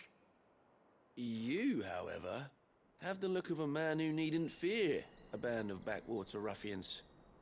What do you say? Will you help us out? Chances are they'll come for you either way. But if you promise to lend us a hand, at least you'll pocket a reward for your troubles. Well, if I'm going to have to deal with them anyway. You've clearly got a fine head on those broad shoulders. We're lucky you came along. Suspicious. Now, hoping to make a heavy purse in Bocklad, our merchant friend loaded his cart with as much as it would carry. Reckon he won't be forking over the rest of our fee if we don't find those goods. So, while you're seeing to those bandits, you keep your eyes open. All right. Just don't expect me to drag the cart out of there myself. No. You can leave the cart to us.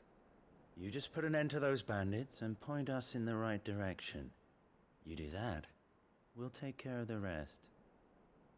How do I know they're not bandits? Like, how do I know they're not another group of bandits spinning that story to get the cart themselves? I'm not sure I trust those two. Uh-huh. But if there are bandits lying in wait, I should probably take care of them. Okay, so Clive got the same vibe. That's good. Look lively, you lot. We've got guests. These must be our bandits. Over here!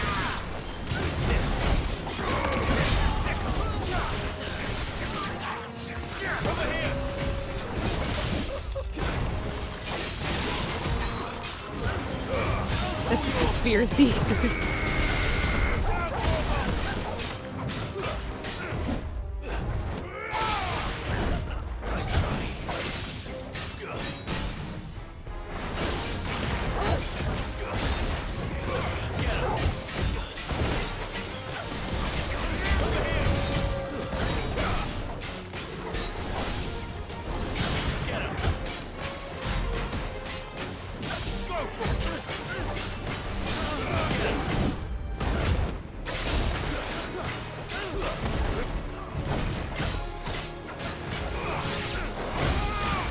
Yeah, you know, it's starting to look like that. Just don't trust anybody. This one.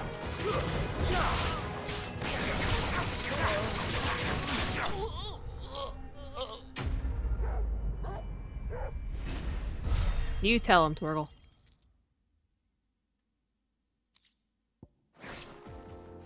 That's them dealt with. Now, where's that cart?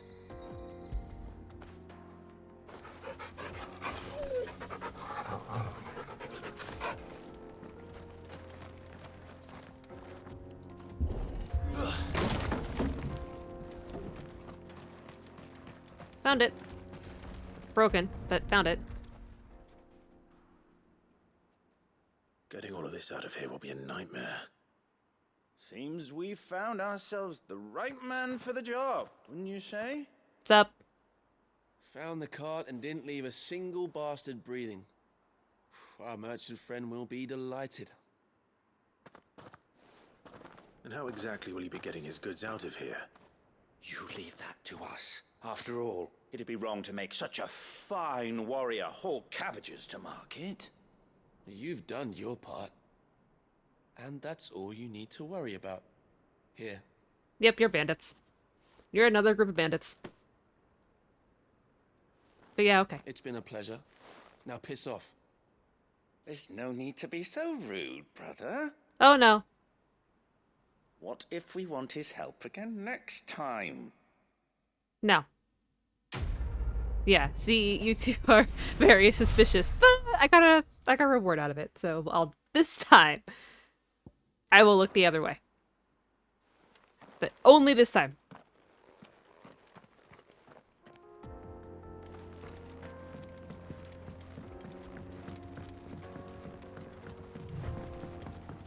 I see the Dalmex lag behind Rosaria when it comes to bridge building. The fallen ruin should hold, at least. The path continues on the other side.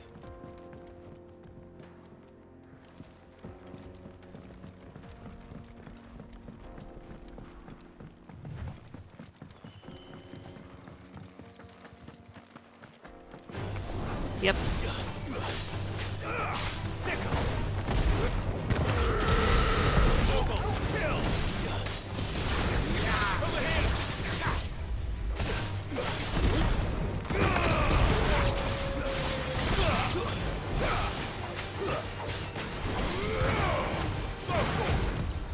Nice try.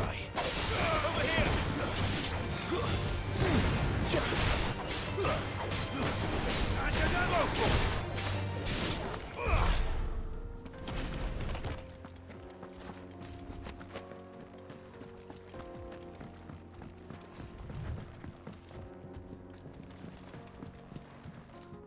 Hi, Jeff. I'm not. No.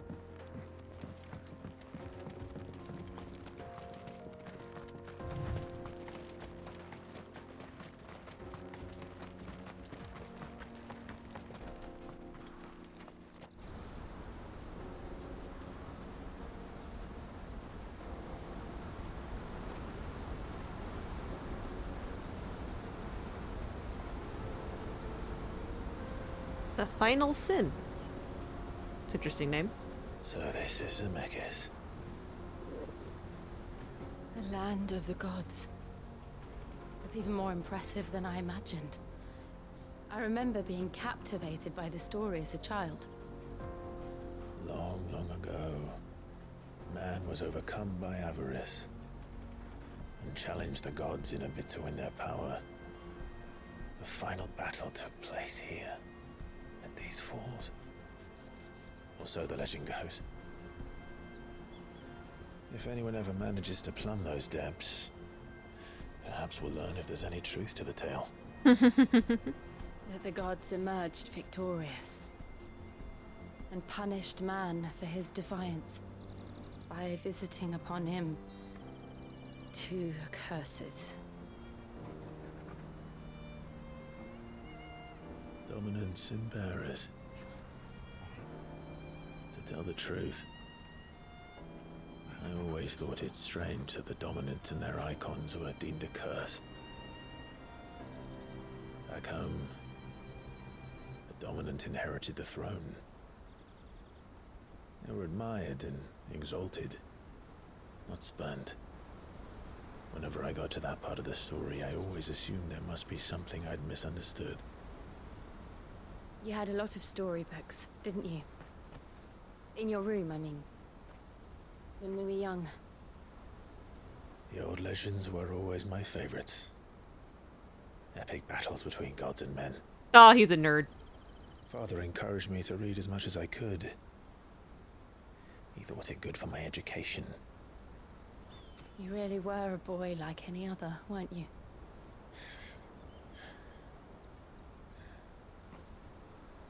Just look at this place. It's enough to make you believe the legends are true. I know.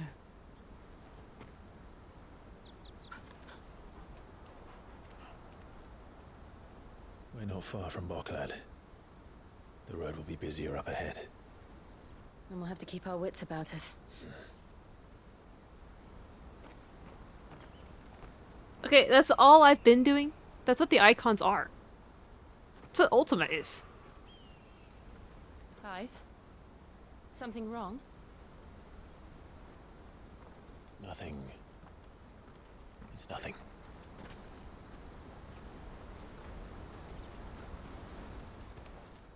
I mean, the icons are basically gods. That's pretty much what I've been doing. Ooh.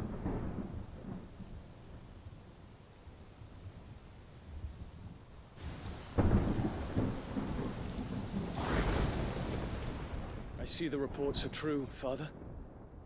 You have surrendered the throne to Olivier. I have. Emperor Olivier shall rebuild the Holy Empire of Sanbreque.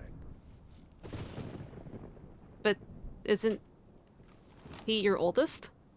How is he to rule an empire? He is but a boy. I shall advise him until he comes of age. Father, please. Or for as long as I am able. The empire we seek to build needs young blood to rule it. And I can think of none better suited to the task. You trying to say your other son's too old? There is other news, Dion. What? Hugo Kupka is dead, and Drake's Fang destroyed. The pillars of the Republic have fallen. Ere long, the Imperial banner shall fly over every city in Storm. And then Valisthea. All shall bow before their emperor. Which is... Father, these are the words of a tyrant. They are the words of a god. What, gods aren't tyrants? The emperor whom I gladly serve. Great Greeker, made flesh. Just kill him, Dion. You're head Bahamut, you'd get away.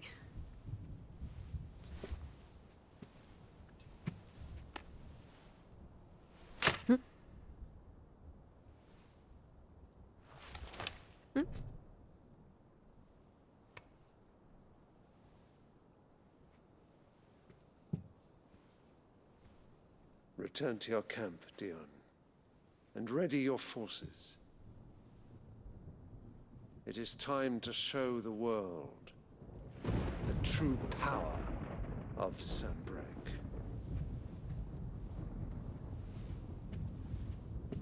Father.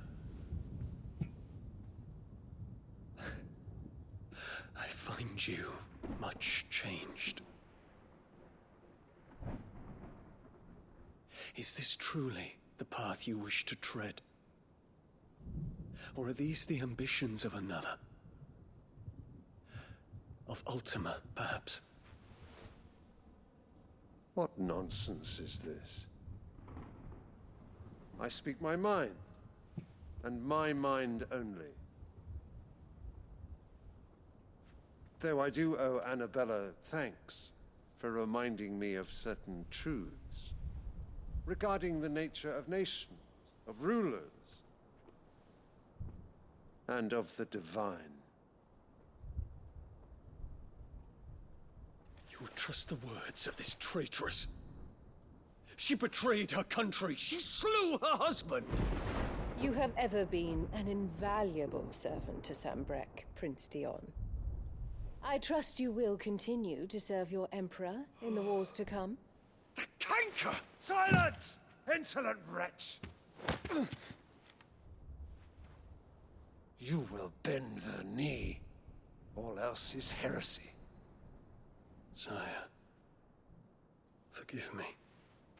This audience is over. Come, your radiance. The Rowena Syndicate awaits your pleasure. Oh, not another meeting with silly old men. They're so boring. I'm hungry, Father. Can't we have luncheon instead?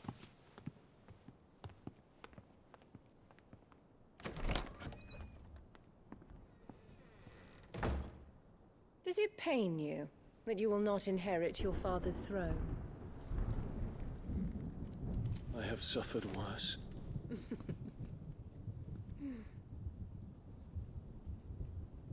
Count your blessings, Dion. For a base-born child to be chosen by Bahamut is miracle enough. You have risen high on his wings, but you shall rise no higher, lest your impure blood stain the throne. What do you know of my blood?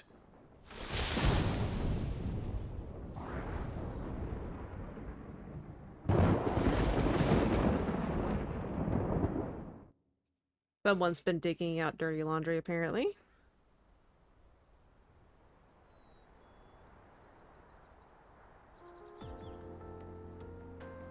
I like Dion. Joshua was talking to him, so maybe. The Lab markets are to the north. We just need to hug the coast.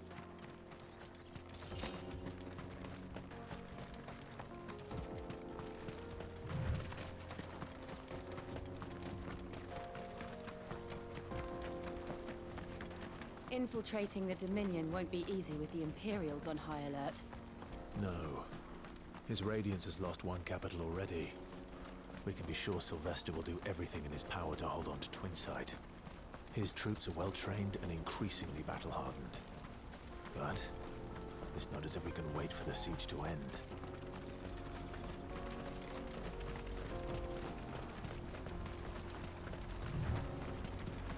But it's not going to, by the sounds of it.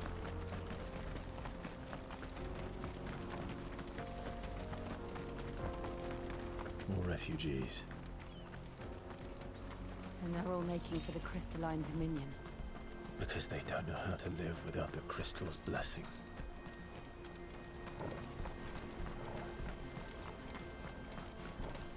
I want the shiny. Give me this. Thank you.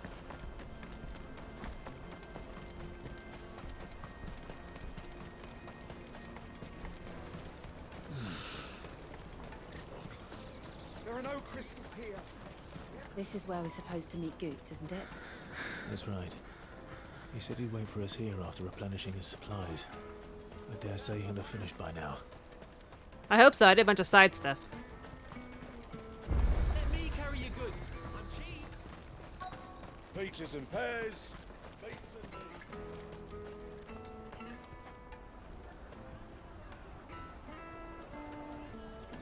Wonders from across the water. Come one, come all. Feast your eyes. Good sir, can I interest you in...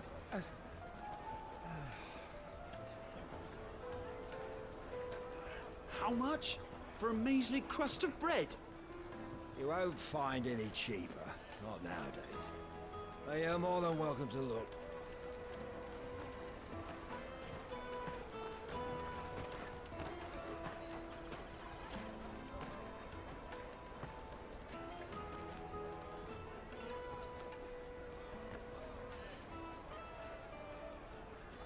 The Empire's unlawful and illegitimate occupation of the Crystalline Dominion is still in effect. Only those whose business in Twinside has been officially approved by the Republican Army will be permitted to cross the border. All who seek entry are to form a line and ready their documents for inspection. It looks like we aren't the only ones who are eager to leave. And they're checking everyone. Can't you make an Not for the likes of you. We won't get through without that pass. Let's go in and find Good, shall we?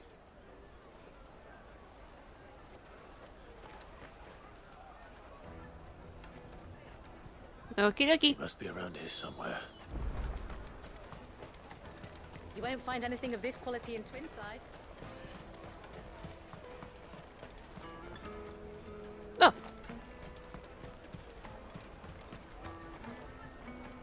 Ah, Good. There you are. Clive, I'm so sorry. Don't tell Nan, will you? What happened? Slow down, Good. Just tell us what happened. It's me trader's pass. It's gone. We cannot ride the caravan without it. We won't even be able to get through the flipping checkpoint. Do you remember when you last saw it? It was in my pocket a minute ago. Then a bairn bumped into me and... Yeah. You don't think that they might have nicked it, do you? Probably. It wouldn't surprise me. A busy market like this is prime territory for pickpockets. So, to get the pass back, we need to find this child. Where would we even start? I know where! I've got a pal in Bock lad who might be able to help us. No one knows more about what goes on round here than she does. Where do we find her? She's the owner of the Crimson Caravans, up that way. Sign's got a red chocobo on it. No time like the present. All right. You two go on ahead. I'm gonna check the rest of my stuff, make sure nothing else is missing. All right. We'll meet you there.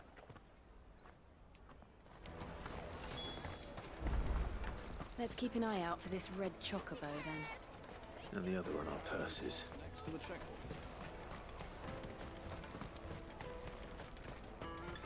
Who would be brave enough to pickpocket from Clive? Out of my sight, wretch.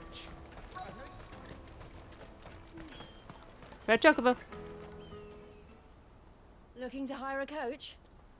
It's 10 million for a two-birder to the Crystalline Dominion. Take it or leave it. Oh, we're not here for that.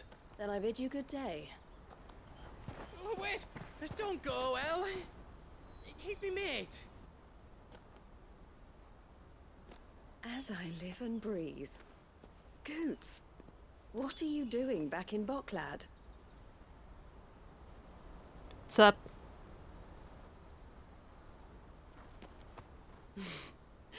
I gather Lady Karen didn't send you.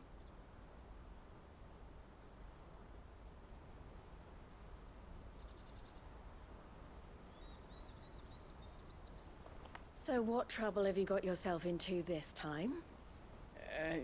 It's me trader's pass. It got stolen. By a little bairn. Of all the... You're the size of a marble. Honestly. Ugh. Goots told us that you know the markets well. Might you have an idea which little bairn could have done this? We don't intend to punish them. We just need our pass back. Then, we can be on our way. I see. So neither of you has a trader's pass either? Nope. Not that anyone would take you for traders, but I suppose that's why you came to me, correct? Yeah, sure. Now, I can't say for sure who took your pass, but I suspect I know why they did it. Let me explain. Yeah, okay.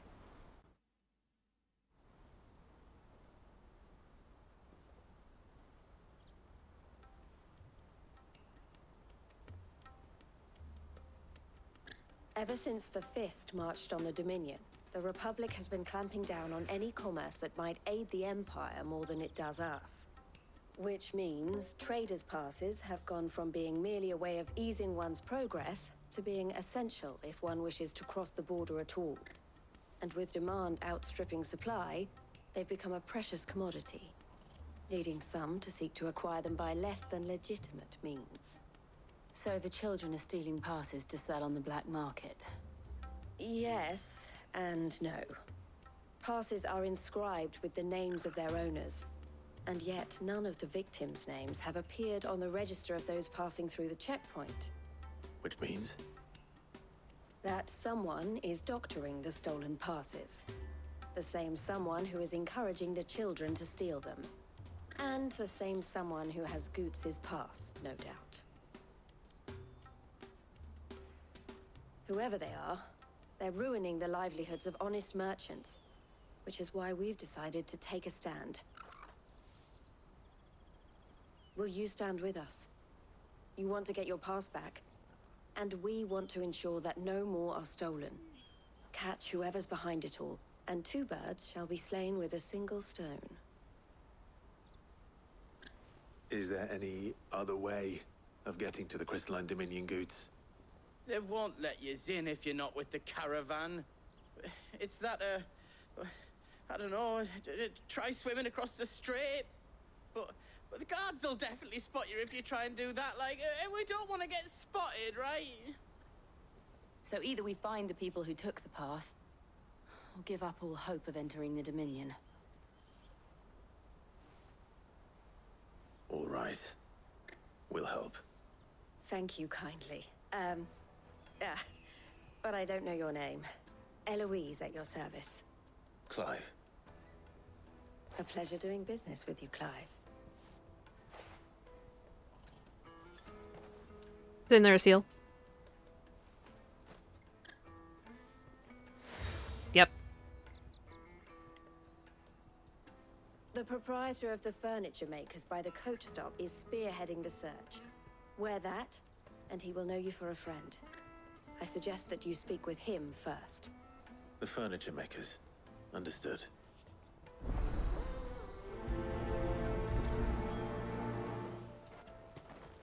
So, like, is Clive just wearing all these patches and seals on his person? Like, at all times? Did he switch them out based on the area he's in?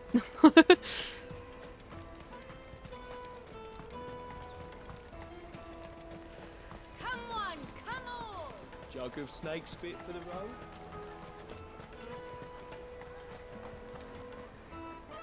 Are you the furniture maker? Looking for something in particular? Ah, Eloise collared you too, eh? Then I expect you want to know more. She told me you were leading the hunt for the pickpockets. What have you learned? For one, that they're targeting the traders carrying the biggest packs. Harder to watch your back, see? And less chance of the mark giving chase if they're spotted. Not that they'd be likely to catch them. Those imps know every inch of this warren like the backs of their hands. Their eyes must have lit up when they saw Goots. The fishmonger round by the gate's been trying to track down the children involved. You should go and have a word with her. Thank you. We will. So he does just change them out based on the area he's in. I mean, yeah. I'll take the large one. Come, taste my peaches. They're sweet as mint. No thanks, lady. You should come with me to the Dominion. Life will be... Fish for sale! Fresh sorted and smoked! Can I interest you? Ah, sorry. Message from Eloise, is it? She's asked me to help her. To help you find the pickpockets. Is that so? Suppose I better tell you what I know, then. For one, this isn't a family operation. All the traders say the children who stole their passes were dirty, dressed in rags. Street urchins, by the sound of it. We get a lot around here. Orphans from the wars. A few, perhaps. You saw the refugees gathered by the entranceway? They're all looking for a new start in the Dominion and beyond. Some of them take it as an opportunity to rid themselves of unwanted baggage. The shame of it. Whoever's behind this would have to have made themselves known to the children at some point. And so should we. You should start with the children around here, then. I doubt they're the ones involved, but they might have heard something. It's worth a try. All right, then. Questioning children. How hard can that be? Very hard, actually. Have you ever tried to interrogate a child? This quality in Twinside.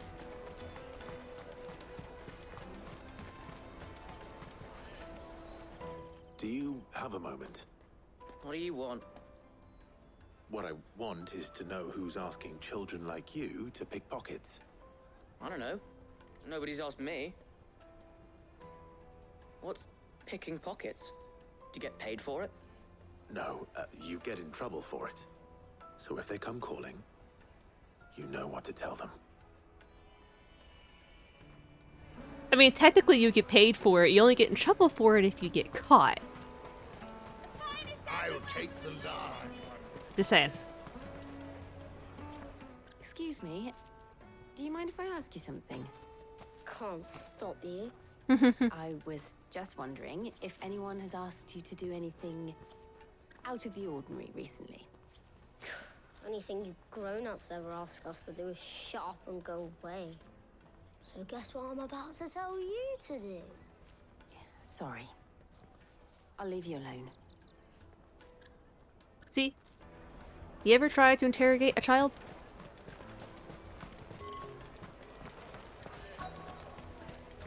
Unless you find one who doesn't know how to shut up.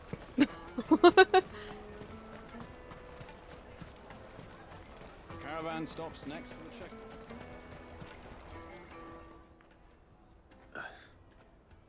Excuse me? What do you want? I don't have any money. It's all right. We're not going to hurt you. We just want to talk. What about? We've heard that some very bad people are making children like you steal from travelers. We need to know who's behind it so we can stop them. I don't know much about it, really. But my friend, Honza, he said he got a job doing something dangerous. Sounds promising. We need to find him and ask. Do you know where your friend might be? He's usually by the tents outside town. Thank you. You've been very helpful. Well, she clearly knows how to shut up, but she's concerned for her friend, so I'll take it.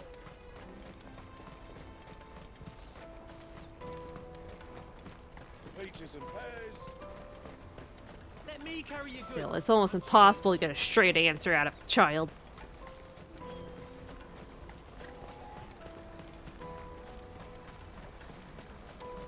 She must have meant the refugee camp. Let's hope he's still nearby.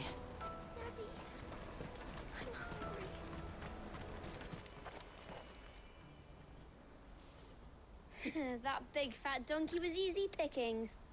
He wouldn't have noticed if we'd robbed his boots off him. Yeah. Wish we hadn't handed over the pass, though. Could use one of those things to get out of this dump. Chance would be a fine thing. The moment they found out, they'd string us up by our guts. Would they now? Perhaps you'd like to introduce us to these charming characters. Shit, we're in trouble now. What do we do? You two get caught if you want. I'm off. Hunter, where are you going? So that was Hunter, eh? Jill, you watch these two. I'm going after him. All right.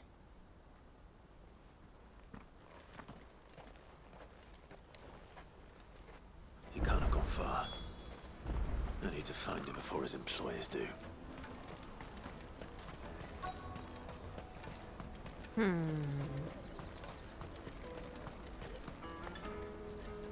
Did you see a boy run past?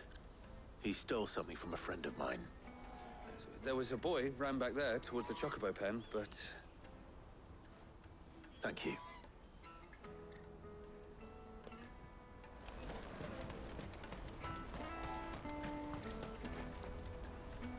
What, like in here?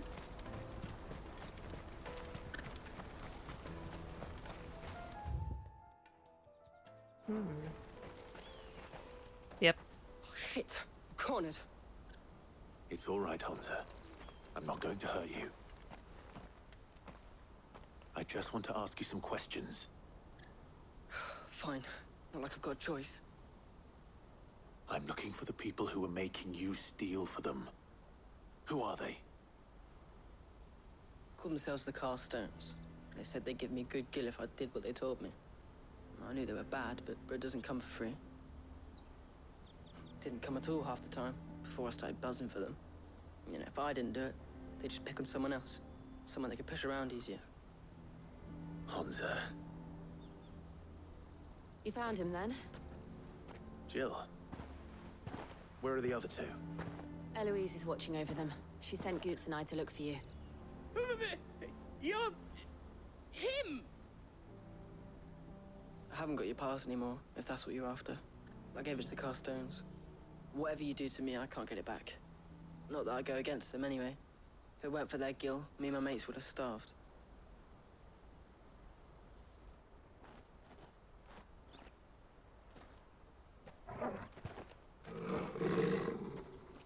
Ah.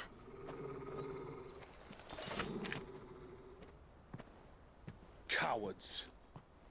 You will not force another child to do your bidding. Wait, we're not... Don't hurt him. I'm hurting him. A lot. You're making a mistake. We're on the same side. Like hell we are. That brooch. Where did you get it?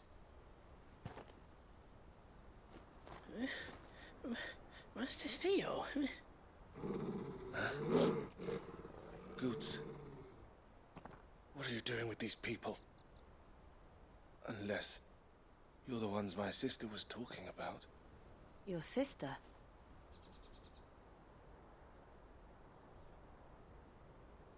Eloise? Or was there another sister? Guess there could be another sister. I wanted to hurt him. He attacked me. It's only fair. Eloise didn't tell us she had a brother. Ah, yep, Eloise. And why would she? I'm just her back and a blade. Theodore, at your service. Sorry about before. Theodore, what do you know of the Cast Stones? Vultures who have made Boklad their hunting ground. They prey on the desperate, stealing from those with gil and bullying those without it into joining their flock. I'd been looking into their activities in hope of sparing the refugees any further hardship. But it seems they've already stooped even lower than I'd feared. Hans is a good lad. Don't blame him for what they've made him do. If he and his friends hadn't agreed to work for the Stones, some other poor souls would have. On pain of death, most likely. Clive, was it? And my sisters asked you to help put an end to the pickpocketing. Then we all want the same thing. Yeah, I tried to tell you that.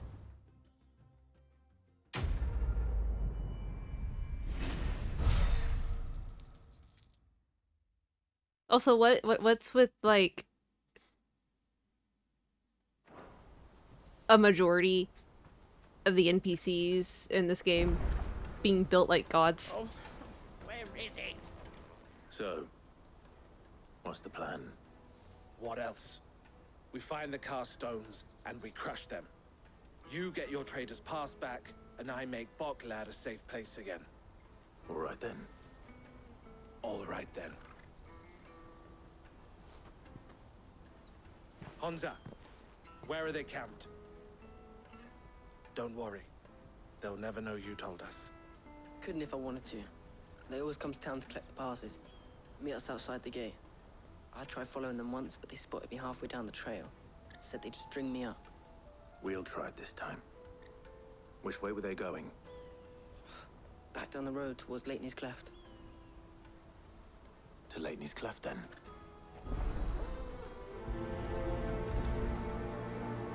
Laney's Cleft is to the south, past the camp. Uh-huh. If we passed it on the way here. No, you better not have scared anyone. You know, I don't think the chocobos in this game are easy to scare. Daddy.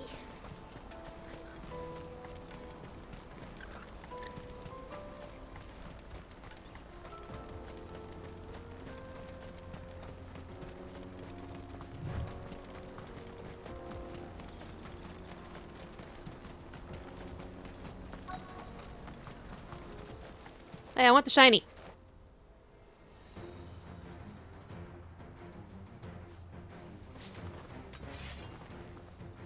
Oh, hey, what's up? That's the one who's been sticking his nose in our business. You should have minded your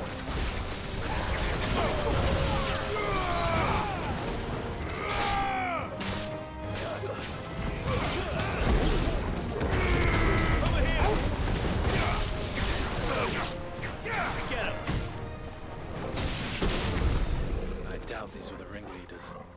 But at least we know we're on the right track.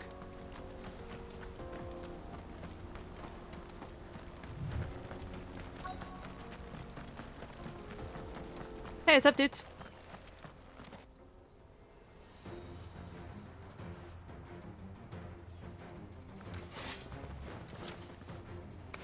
There's a mage. We got company. I want you first.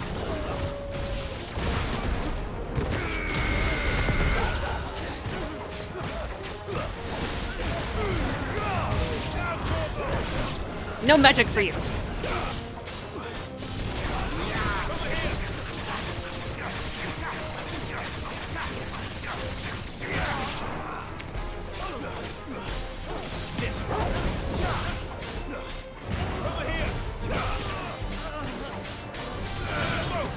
Hey, you stay off of Jill. Foot soldiers. Fewer now. Oh, this way?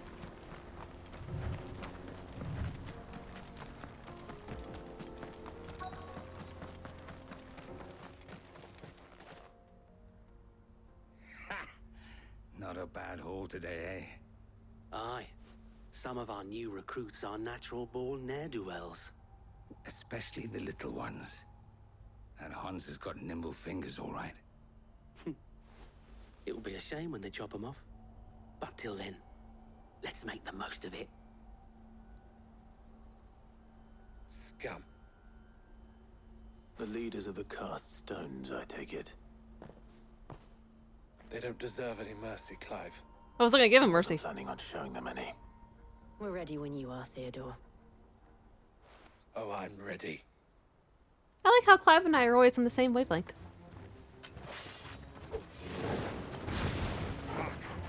That guard from Bokland. Kill him. Kill them all. Nope.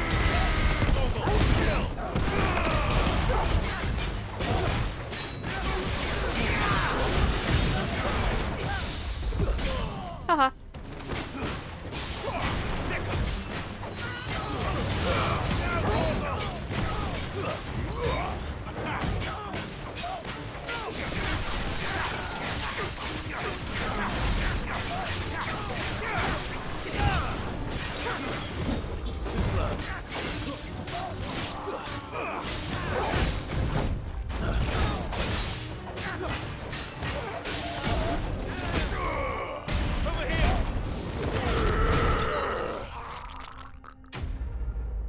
Beautiful.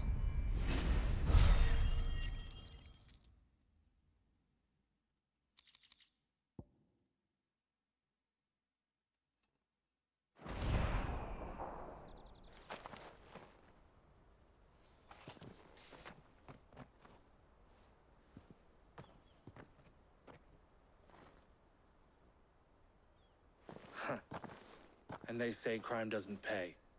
Well, Gold it does. chains, rings, purses. And traders' passes. Dozens of them. Have the names been changed? Not yet. I recognize some of them. No doubt Goots's is somewhere among them. Now I just need to sort through it all and return everything to the people it was taken from. We should go and give Eloise the good news. Can we leave things here in your hands, Theodore? Of course. Oh, and, be sure to tell her of the part I played, won't you? We'll be glad to. Yeah, the part where you attacked me? Definitely telling her that part.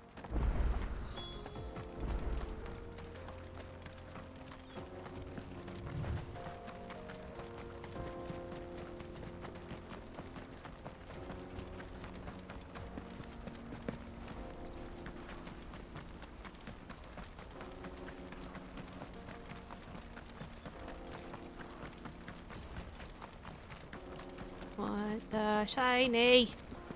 Do that. There you go.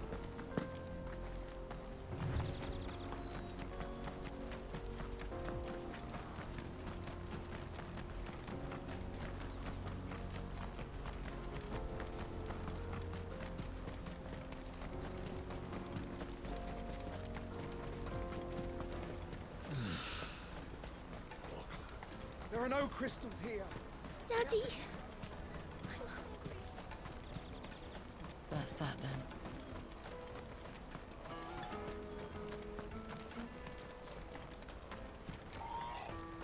Hurry, man. I must leave for the... Bloody crimson caravan. Scoop. Ah, Clive. How goes the hunt? My brother isn't getting in your way, I trust? Nope. Quite the opposite. Actually, he did kind of get in my way because he attacked me.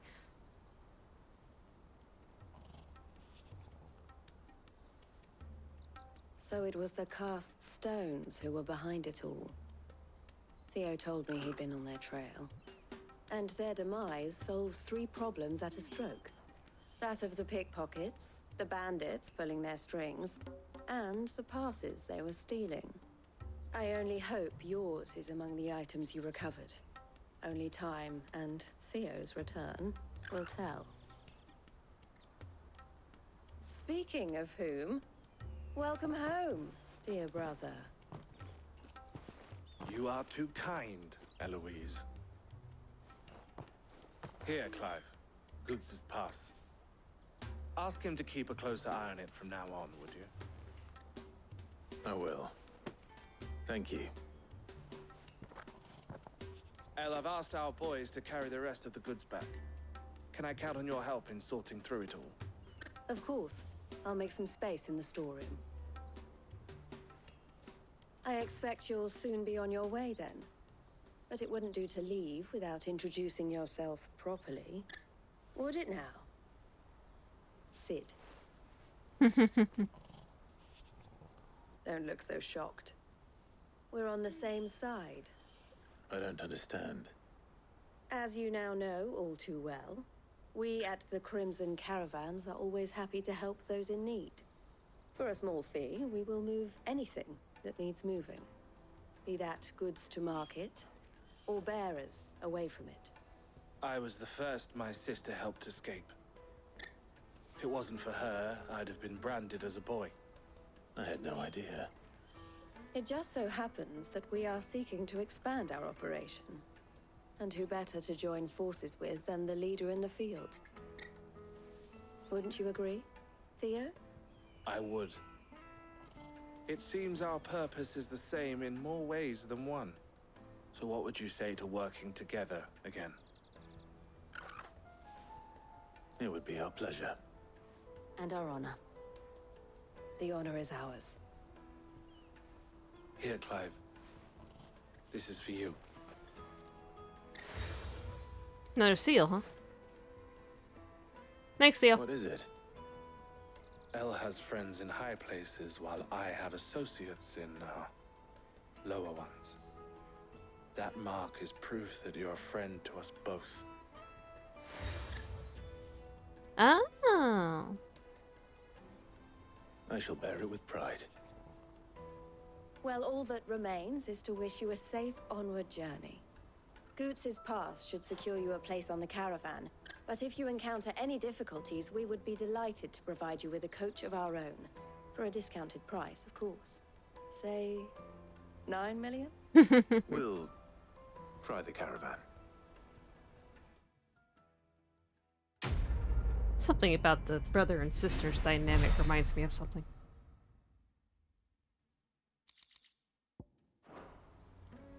Right then. Let's get this back to Goots. And then it's on to the Dominion. Out of my sight, wretch! I mean, they remind me of any other brother and sister, of course, but they did that really well. They didn't overuse the whole brother and sister thing that a lot of people do with siblings and media. What I really want to be is a black... Here you are, Goots. Try not to lose it again. Me pass! You found it! You're welcome. Oh, thank you so much. Nan would have killed me if I'd come back without it. I'll have to say thanks to El and Theo, too. So should you, Hansa. You and your friends don't have to steal anymore.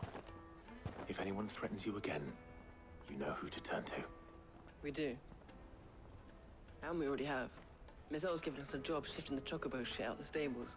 It's hard work, and the pay isn't half what we got from the stones. But if we stick at it, we'll keep ourselves fit. You stick at it then. And Goots, I'm sorry for stealing your pass. That That's all right. I've got it back now. And all's well that ends well, eh? You said you're trained to be a blacksmith, right? Well, I'm gonna be your first customer. I'm gonna save up all my gil and get you to make me a massive sword. I'll do me best. Till then, eh? How cute.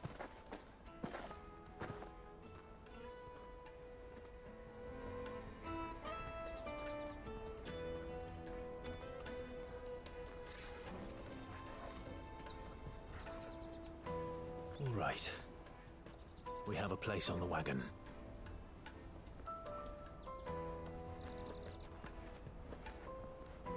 Remember, Goots, we're mercenaries. You hired us to protect you. Mercenaries. And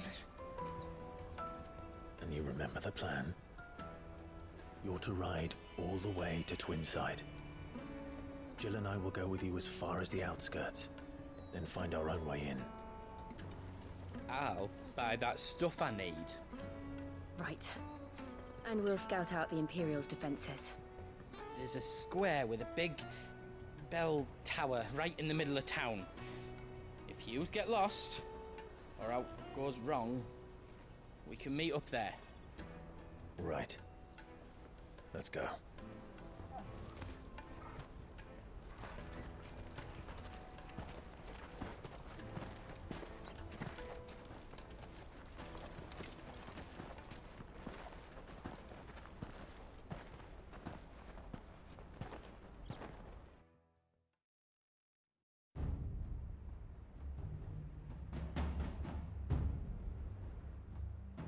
Seat of the Imperial Court. Oh, Dion and Joshua. I see. And you're quite certain your father has no knowledge of Ultima? I am. I have no difficulty believing a sinister force has come to exert an influence on Sanbreque. But be that as it may, it is yet to claim my father. For better or worse, his radiance speaks his own mind. Then the fiend works from the shadows.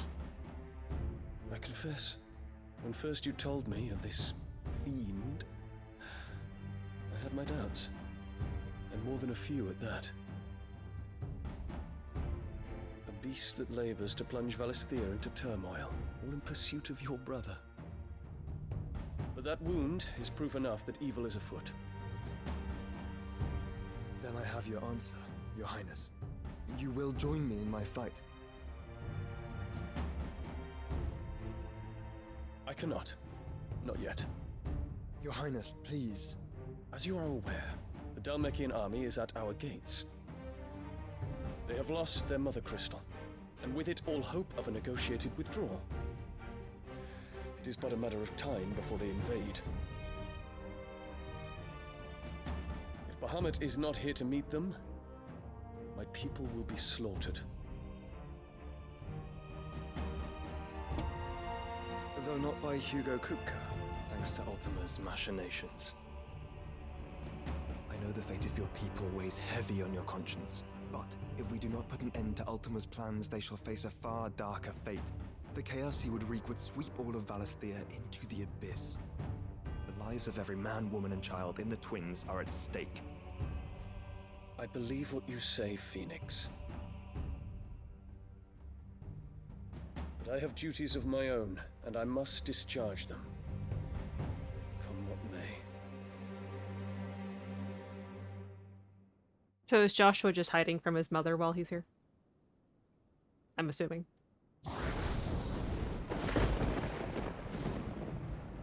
What do you know of my blood?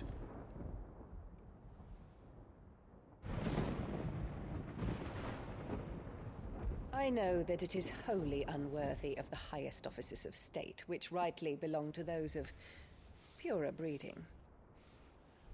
Alas. Your bloodline runs through the Oriflamme gutter, from a whore who weighed her child's worth in gil. Have you threatened my father? Of course not. I merely whispered in his ear. that his mongrel son is plotting a rebellion. What? Sylvester listens to the words of his astrologers. And they have ears too. You have been feeding them your lies! Should you remain loyal to Emperor Olivier, his radiance may yet crown your head with laurel, and not with tar. Fork-tongued witch!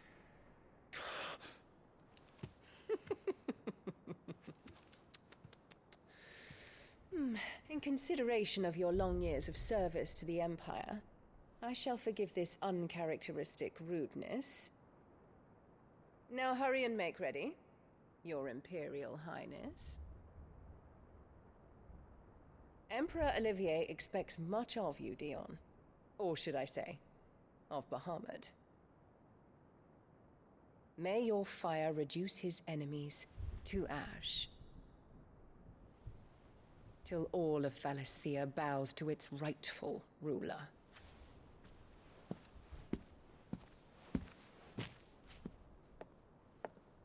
What's so special about that flower?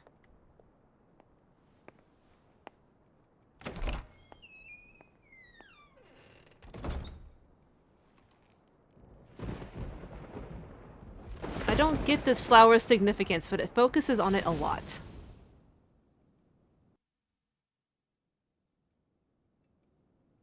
There is another darkness that has taken hold of Sanbreque.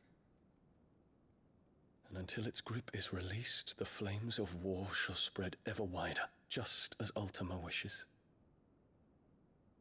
Forgive me. My family has caused you much grief. Okay, so he does know it's his mother. You are not her keeper, Phoenix. This is a matter for the Imperial household now, and as a member of that household, it falls to me to resolve it. At such time as that is done, what strength I have shall be yours.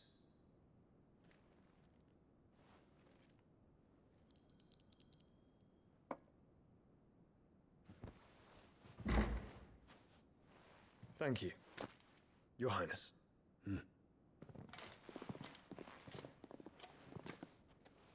Let us take to the skies together, and bring a new dawn to Valisthea. I should like nothing more.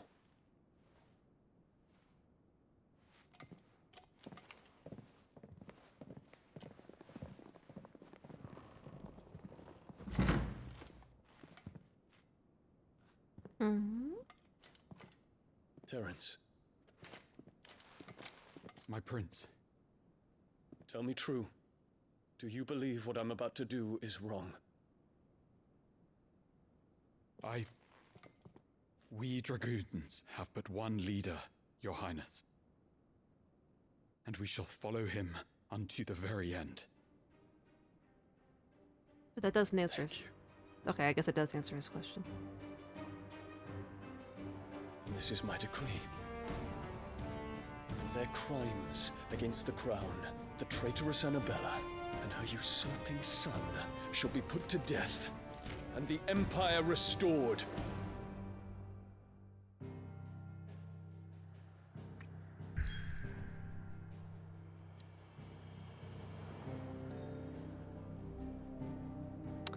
You know, Terence and or Dion are gonna end up into the bury your gay trope. One or both of them is going to die.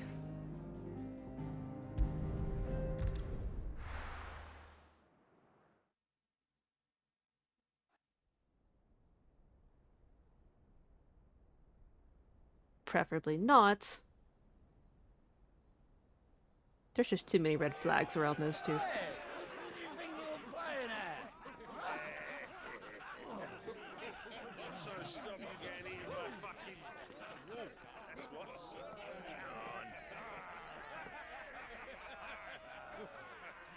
One would never guess that these people stood on the brink of war.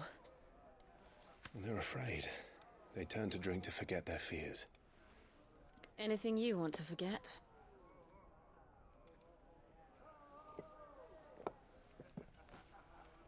The harbor is empty. Half the mud stores too. The city may seem peaceful on the surface, but it's balanced on a knife edge. Also, there's only one bed in that room. Were we to give it a nudge, it might be just the distraction we need to reach the Mother Crystal. I thought you might say that. We should send for Gav. We'll need someone to keep the fires we start from going out. And we can busy ourselves scheming until he gets here. I'll send a Stolas then.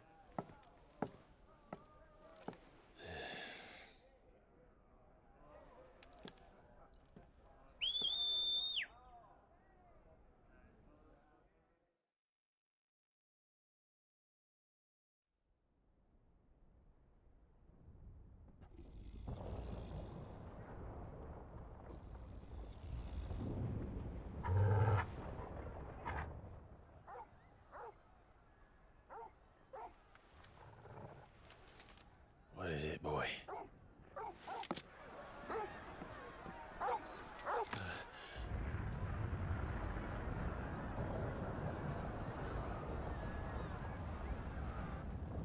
Hmm?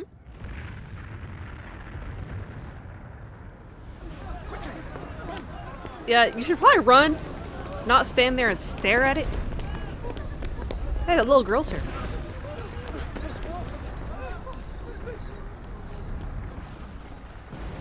What are you staring at?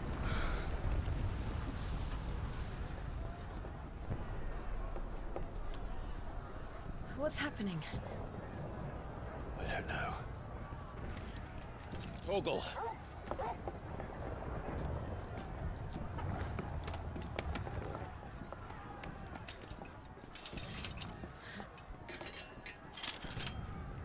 This way.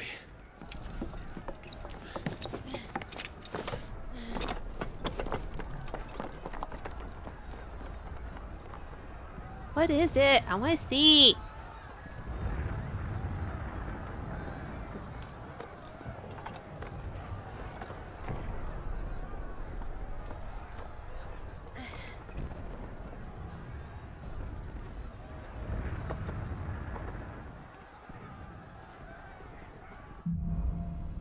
Fire in the sky.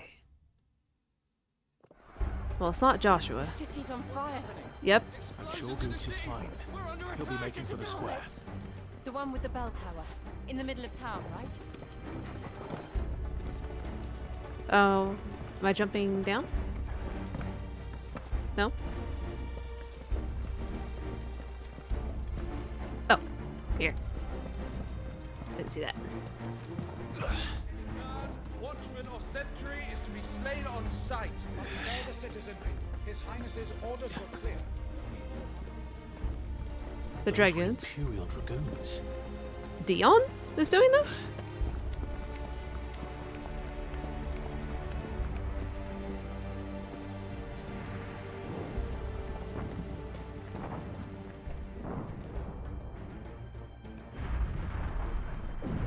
What in the hell is going on? Let's go and see. Right.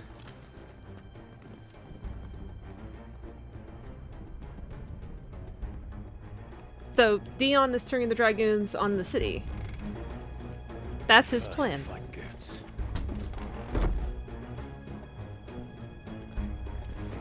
I just hope he's alright. I mean, that's... They're gonna attack us, aren't they? We have to. They're gonna... Okay. I didn't want to, but if you're gonna attack me...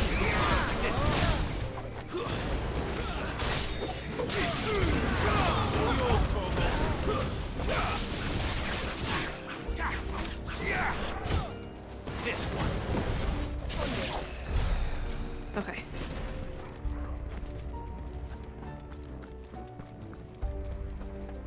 Around! Quickly! Cut them down!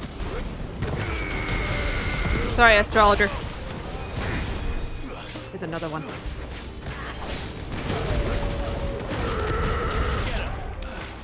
Where is he? Over there. No! No magic.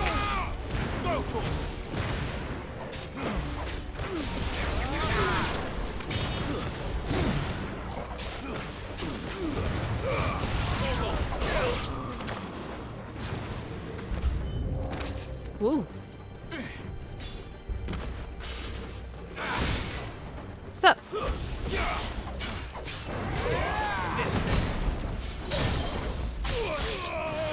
Oop, got me.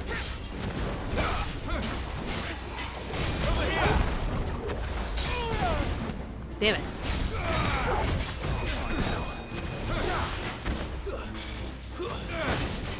Over here.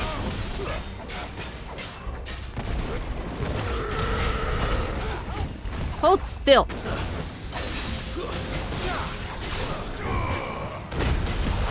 Freaking dragoons.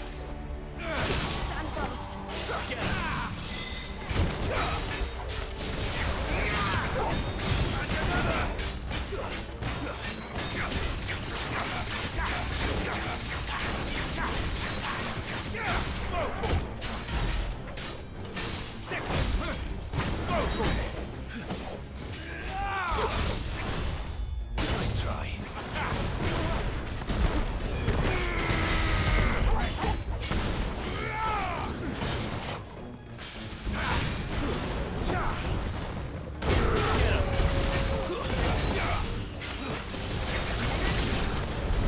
There's no doubt about it. They're dragoons. What is this then? A civil war? Maybe. Clive, you know your mother's with the Emperor, right? Oh, this way. I saw it as a camera focused on you. Thank you, Torgal.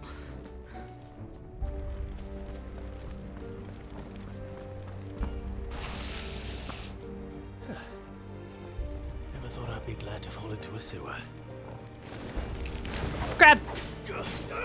This one.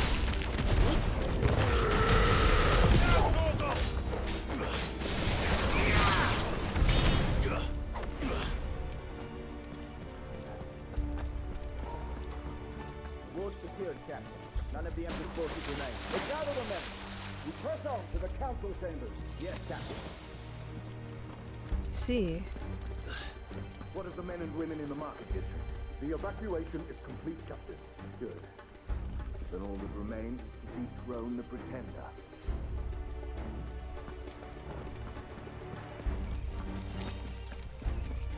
Dion, you realize doing this does mean you're inciting rebellion? Technically. There it is. The bell tower. Right. Let's go. I mean, this just further... This kind of basically proves she's right. Though she probably did that on purpose. Whatever. I'm not gonna worry about the technical. Ah, a goods lift.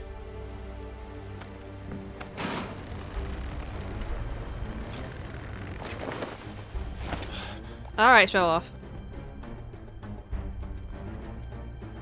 Where in Krieger's Lane did you come from? Down there. Did you hear me ride the lift? Sorry, Captain.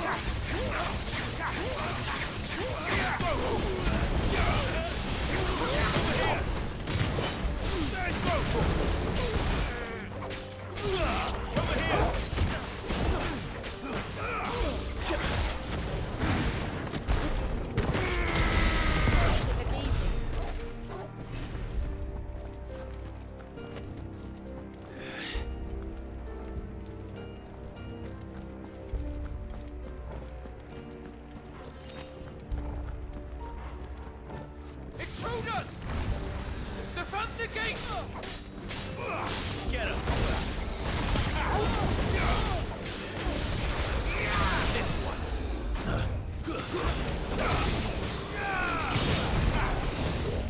Oop.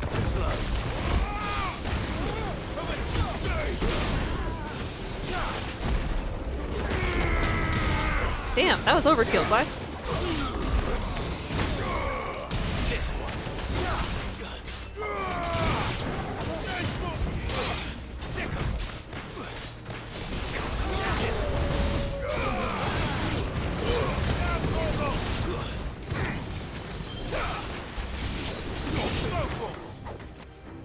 Okay. That? Oh, there's more. You guys weren't done yet?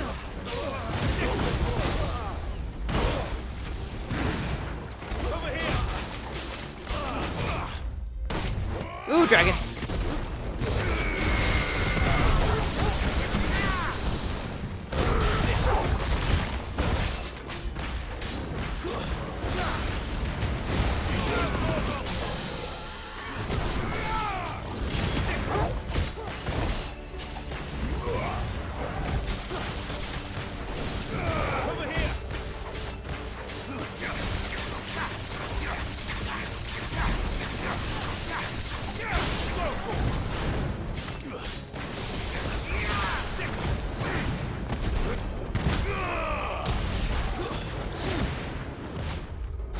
me.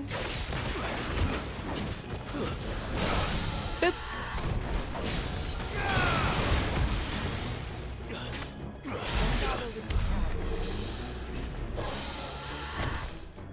There's a gate over here. Yeah, this one. This way?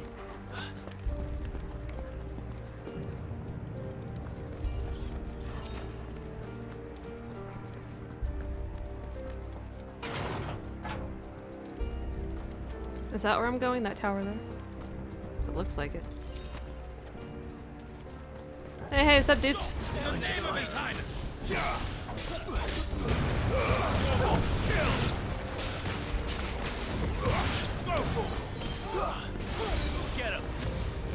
No.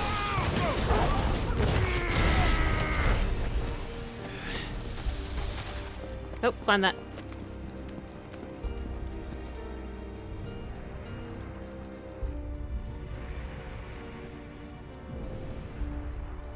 Hold on, kids. We're coming. Theon's gonna tear his whole city apart. At least he's taking the citizens into consideration.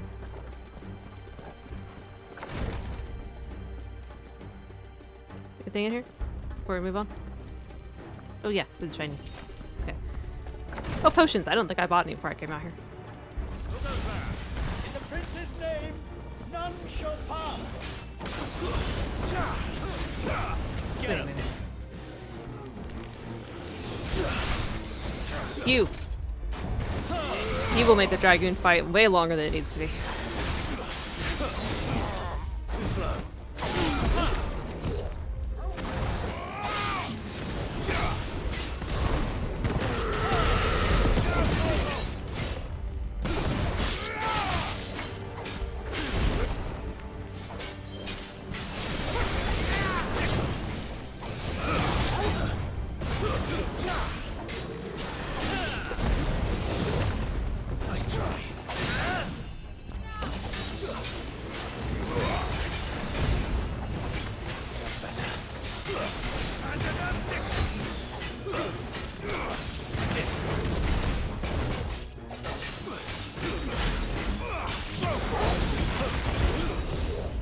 Damn it!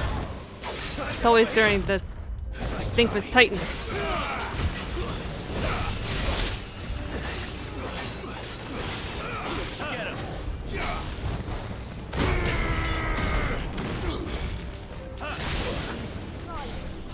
I'm fine.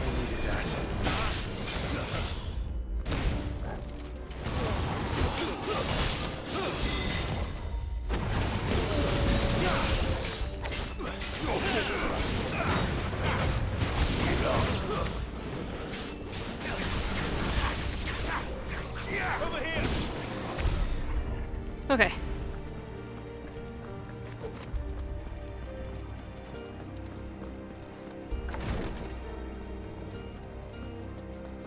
Wait, did I just go back the way I came?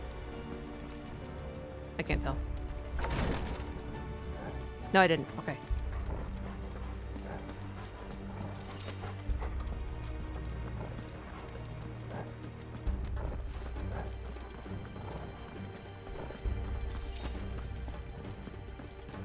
Enemies on the ramparts! Kill What's up? Technically, I'm not an enemy, but we don't know that yet.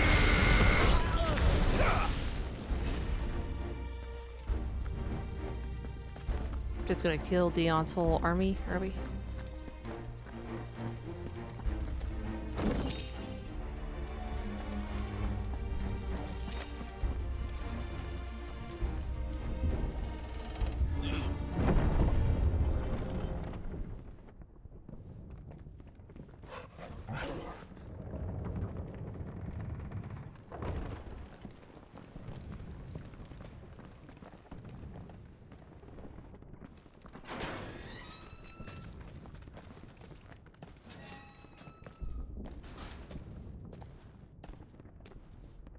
Can you see him anywhere?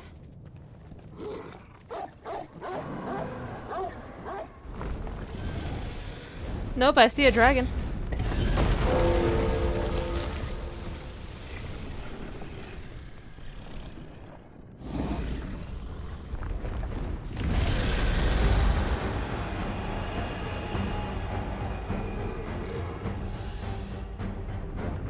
Not Bahamut, though.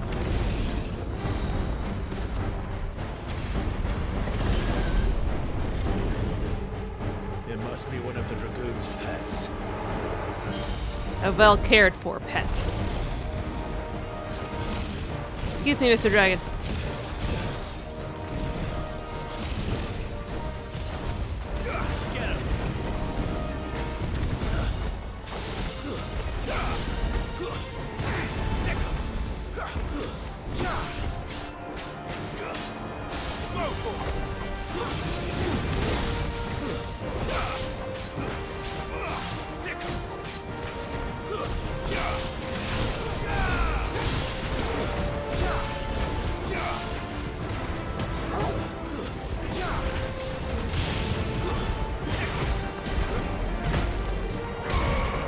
Something funny about punching a dragon.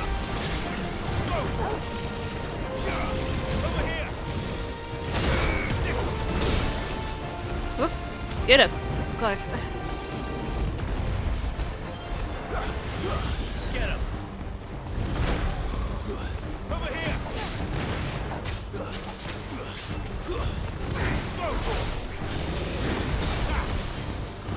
Over here! This one. Nice try. There we go.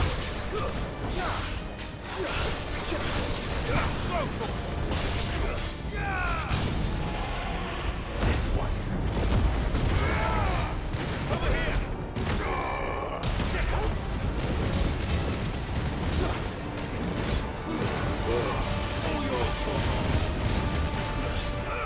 This one. Nice.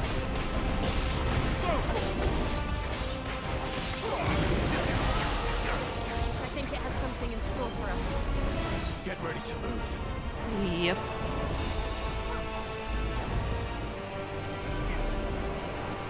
Too slow. Nice try. This one. Get him. Ooh. Over here. This one. Stick him. This one. Over here. This one.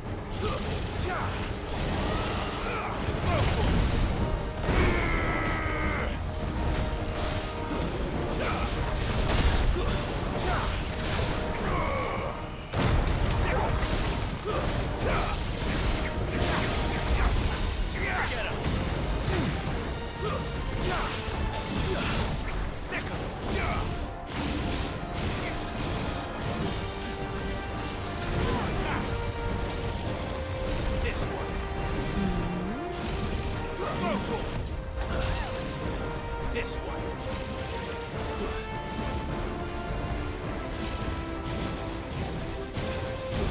Get him. Over here.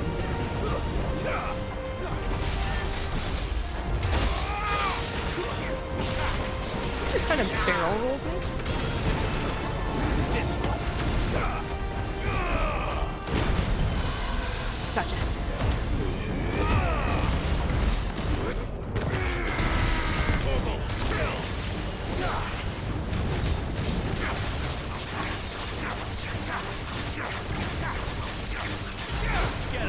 Almost there.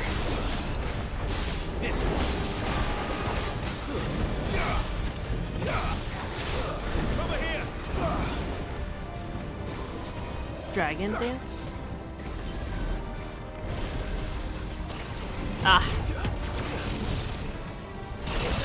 Yeah, that's... There's a good boy. Oh god. This one. Get him.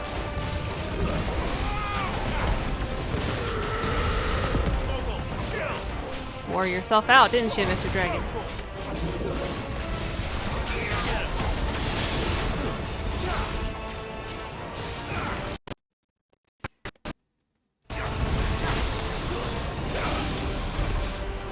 Almost there.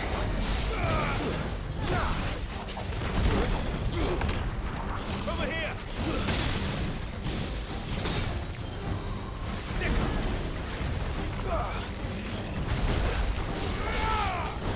This one.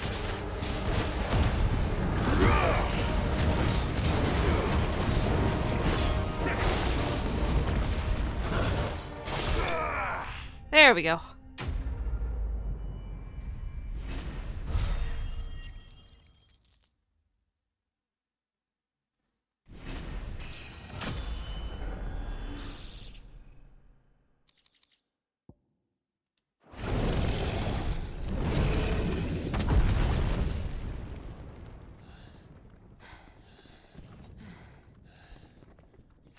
I see Goots.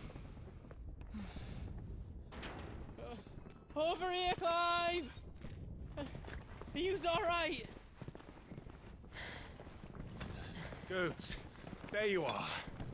I didn't know there'd be a dragon. All right. Let's get out of here. We're not gonna look into this. Oh. What now? Is that Mother Crystal's heart? In the middle of town? What the hell is it doing up there? Bahamut?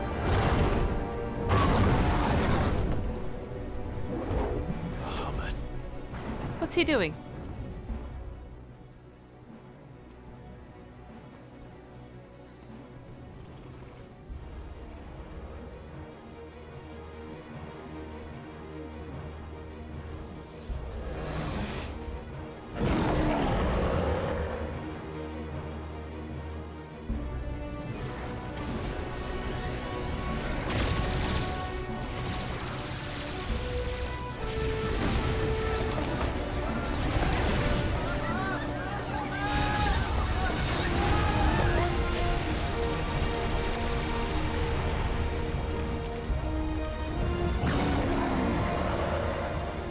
Dion. They're gonna get caught in the crossfire.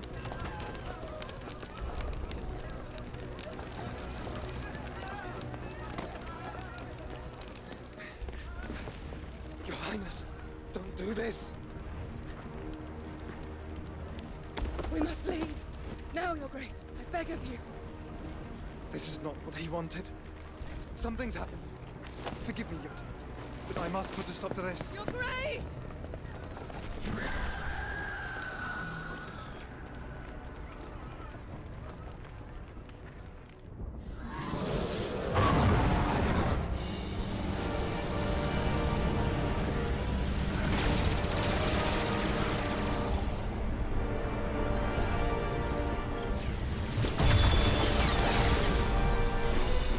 Is he trying to destroy the crystal?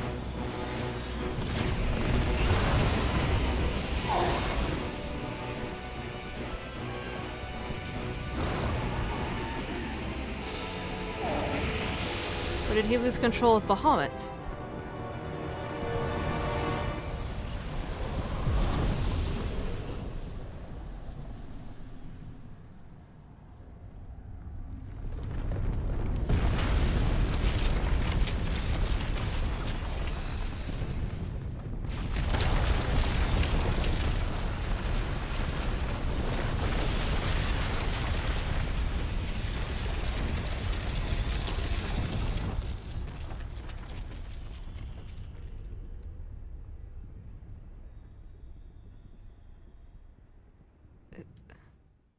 Well, it looks more like a crystal now.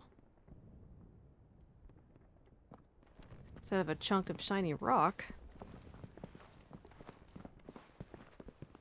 But what happened to Bahamut?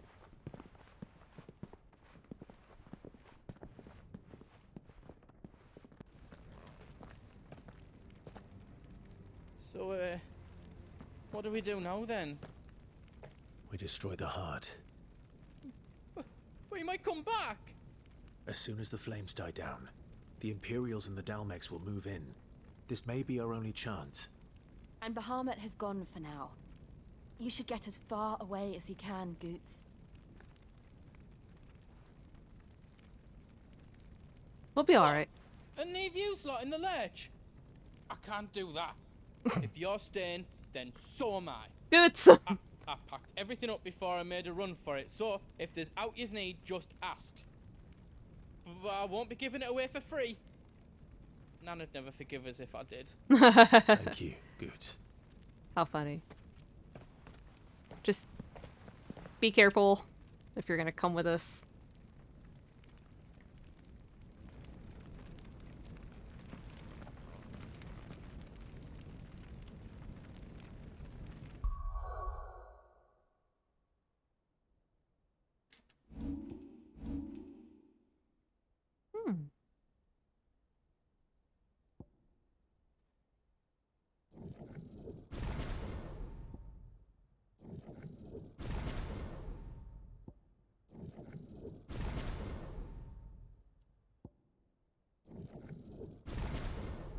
Nice.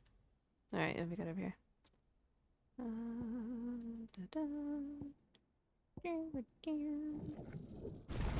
I like how that move is called Deadly Embrace. Something oddly poetic about that.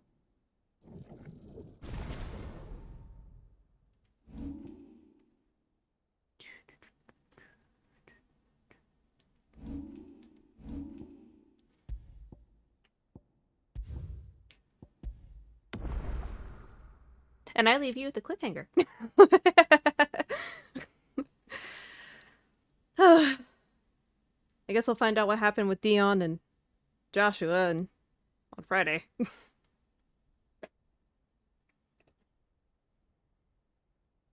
Still, very, very interesting. Isn't it perfect timing?